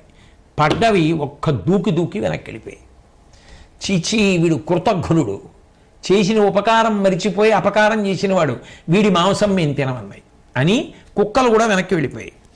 వినుమది ఎట్టిదా కుక్కలు తినగా రోయం కృతఘ్ను దేహము మాంసం బని చెప్పనగమంబులు మనుజేశ్వర తెల్లమయ్య మనకిచ్చోటన్. భీష్ముడు ధర్మరాజుతో చెప్తున్నాడు, విన్నావా ధర్మరాజా, శాస్త్రములు చెప్పాయంటే ఉటినే చెప్పాయా? చేసిన ఉపకారం మరిచిపోయి ఉపకారికి అపకారం చేసిన వాడి మాంసాన్ని ఆకలితో ఉన్న కుక్క కూడా తినడానికి ఇష్టపడలేదు, రాక్షసులు కూడా తినడానికి ఇష్టపడలేదు. కాబట్టి అంత దారుణంగా ఉంటుందయా పరిస్థితి అని ఆ విరూపాక్షుడన్న రాక్షసరాజు దగ్గరికి ఇంద్రుడు వచ్చాడు. అప్పుడే చితి పేర్చి ఆ కొంగ యొక్క శరీరాన్ని పెట్టి అంటిస్తున్నాడు. అంటిస్తుండగా ఇంద్రుడు వచ్చాడు. ఆ ఇంద్రుడిని చూసి, బావురుమని నా స్నేహితుడిని ఇలా చంపేశాడు ఈ బ్రాహ్మణుడు, నువ్వు దయతో బ్రతికించకూడదా అన్నాడు. అంటే నేను బ్రతికించేదేముందయా, నీ స్నేహితుడు చతుర్ముఖ బ్రహ్మగారు సృష్టికర్తకు కూడా స్నేహితుడు, ఆయనకి కూడా గుణముల చేత ఆ కొంగ అంటే ఎంతో ఇష్టం, ఆయన ఊరుకుంటాడా చచ్చిపోతే? ఆయన తప్పకుండా బ్రతికిస్తాడులే అన్నాడు. ఈశ్వర సంకల్పం, అమృతం పడాలి. అక్కడే కొద్ది దూరంలో ఒక ఆవు పాలు తాగుతోంది, దూడ. దాని పొదుగు గుద్దినప్పుడు ఆ దూడ పాలు తాగుతుంటే ఆ నోటి కంటుకున్న నొరగ ఎగిరి చితి మీద ఉన్న శవం మీద పడింది. అది అమృతమై వెంటనే ఆ కొంగ మళ్ళీ లేచి యథాశక్తితో తిరిగి వచ్చేసింది. వచ్చేయగానే ఎంతో సంతోషించాడు విరూపాక్షుడు. సంతోషించి ఆ నాడీజంగుణ్ణి చూసి ఆనందించాడు. వెంటనే ఆ బ్రాహ్మణుణ్ణి పిలిచి తాళతో కట్టేశారు. కట్టేస్తే చూశాడు నాడీజంగుడు. ఎందుకు కట్టేశారు ఈయనని అడిగారు. అయితే నేను రాత్రి నేను చంపేశాడు ఈ దుర్మార్గుడేనని చెప్పారు. చెప్తే ఆ నాడీజంగుండును దాని నిరిగి భూసురునకు తన కథమున అద్దీన దశ ఎగుట కోర్వక వాని విడుపు గోరి వేడే వరముగా ఇంద్రున్. ఆ ఇంద్రుణ్ణి ప్రార్థన చేసి ఆ నాడీజంగుడు వరం అడిగాడు. ఆ కొంగ, అయ్యయ్యో ఎంత కృతజ్ఞుడైనా, ఎంత రాత్రి నన్ను చంపేసినా పాపం డబ్బు వచ్చిందని సంతోషించాడు, ఎన్నో కష్టాల్లో ఉన్నాడు, వదిలిపెట్టేసేయండి అని చెప్పి ఇంద్రుణ్ణి ప్రార్థించి ఇంత కృతజ్ఞుడైన బ్రాహ్మణుణ్ణి ఒక కొంగ వదిలేసింది. చూశావా ధర్మరాజా? ఆరయ మిత్రద్రోహంబు దారుణమగు పాతకము కృతజ్ఞత కంటెన్ వైరముని విడువవలయు ఆ రెండు తెరగుల వారి నాప్తులనైనిన్. మిత్రద్రోహం అనేటటువంటిది ఉందే, స్నేహితుడికి ద్రోహం చేయడం అనేటటువంటిది, అది దారుణమైనటువంటి పాతకం.